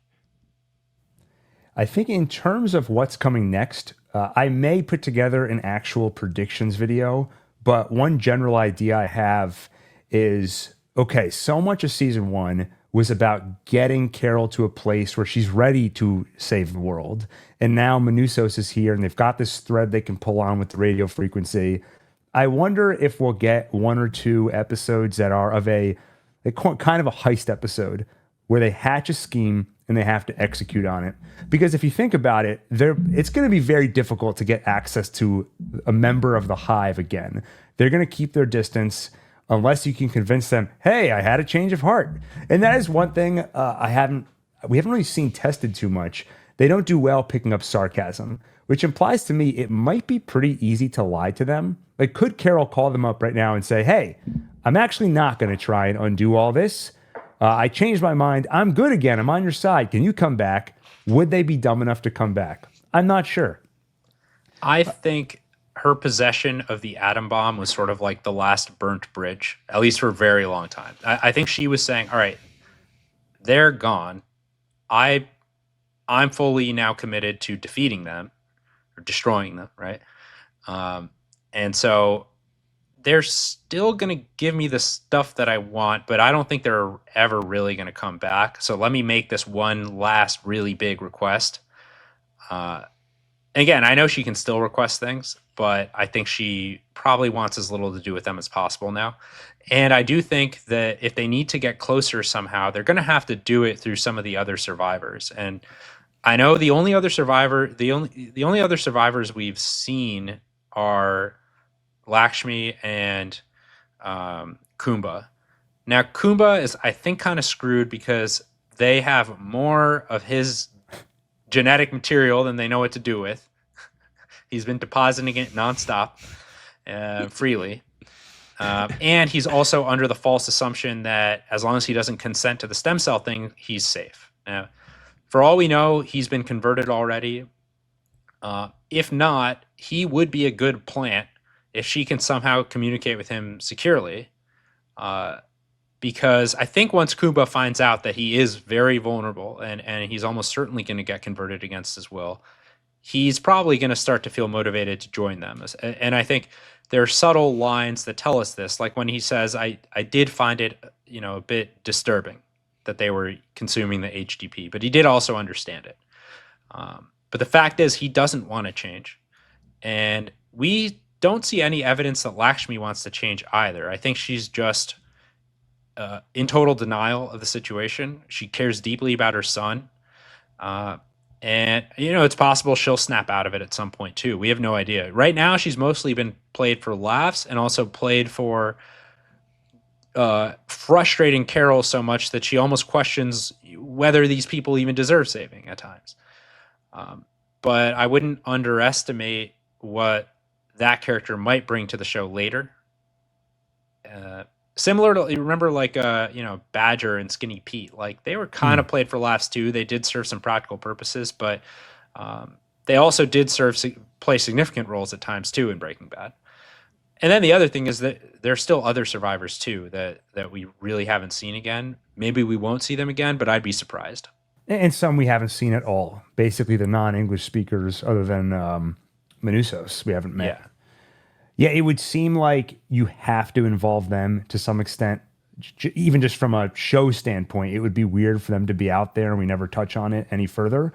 But the place my mind went is the same where yours went, Adam, which is I do think they've lost access to the Hive. And to get access again, they will have to work with Kumba or some of the others, potentially by appealing to their self-interest and say, if they can get to me through my eggs, they can get to you through some other means as well. They will not stop trying. They're going to lawyer their way out of it, make you feel comfortable, like, well, we need your consent take your stem cells. That doesn't mean they've given up. It just means that right now their solution requires your consent. The next solution won't. Yeah. And also, Kumba did seem, he was inquisitive enough to already know about the HDP, right?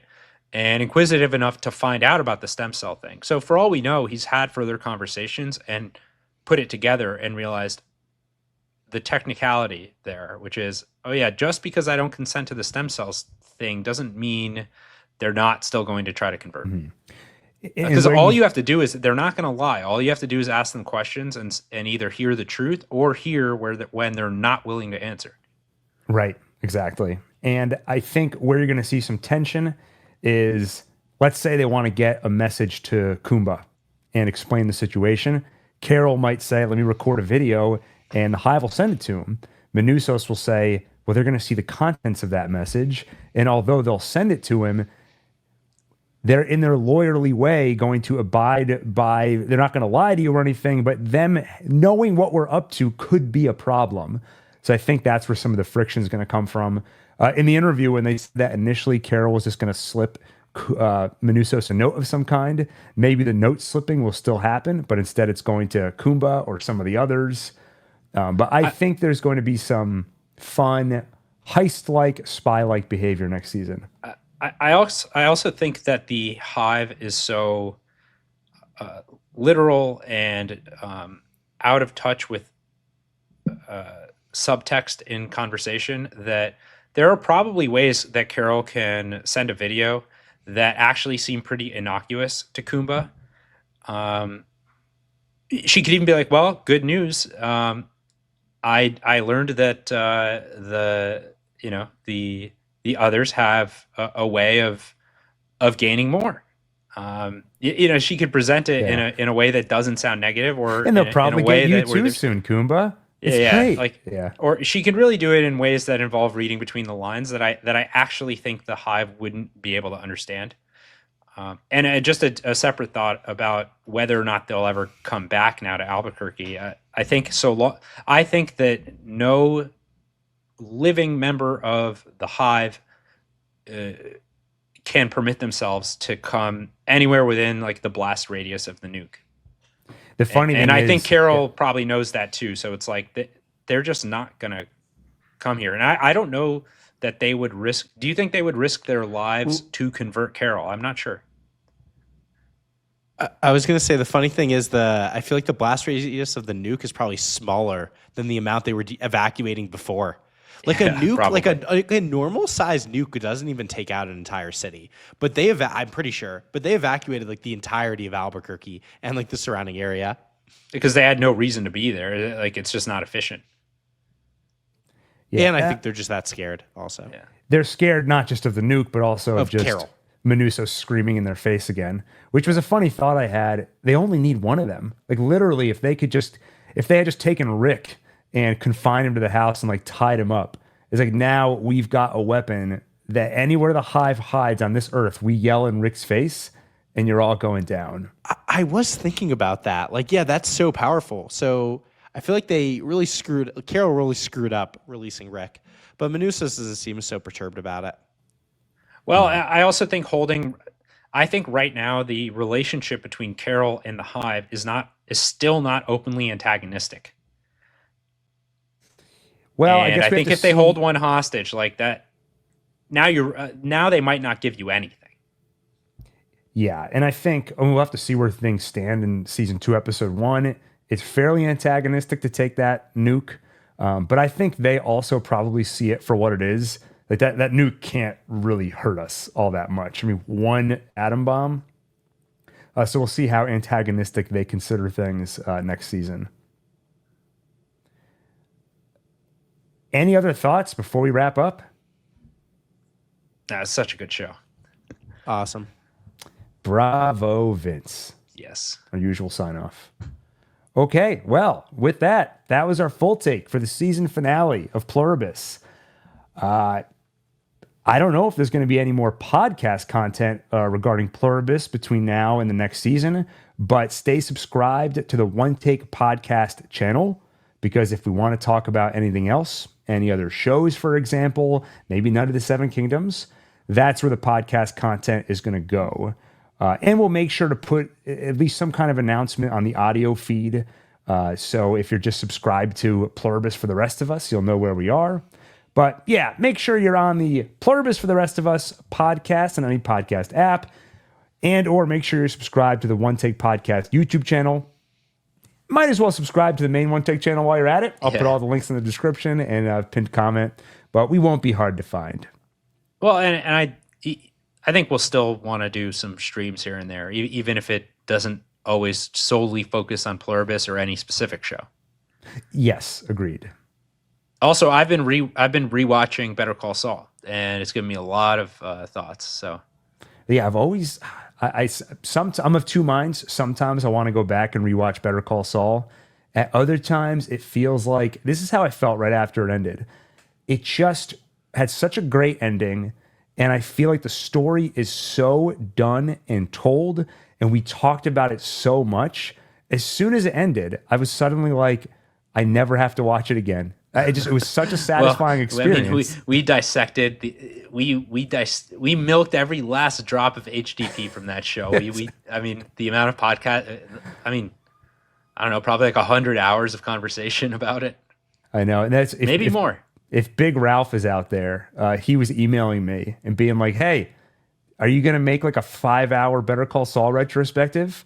And then he won a pizza pie from us, and he's like, "I'm not ordering that pizza yet, because I'm saving it to eat while watching your 5-hour retrospective."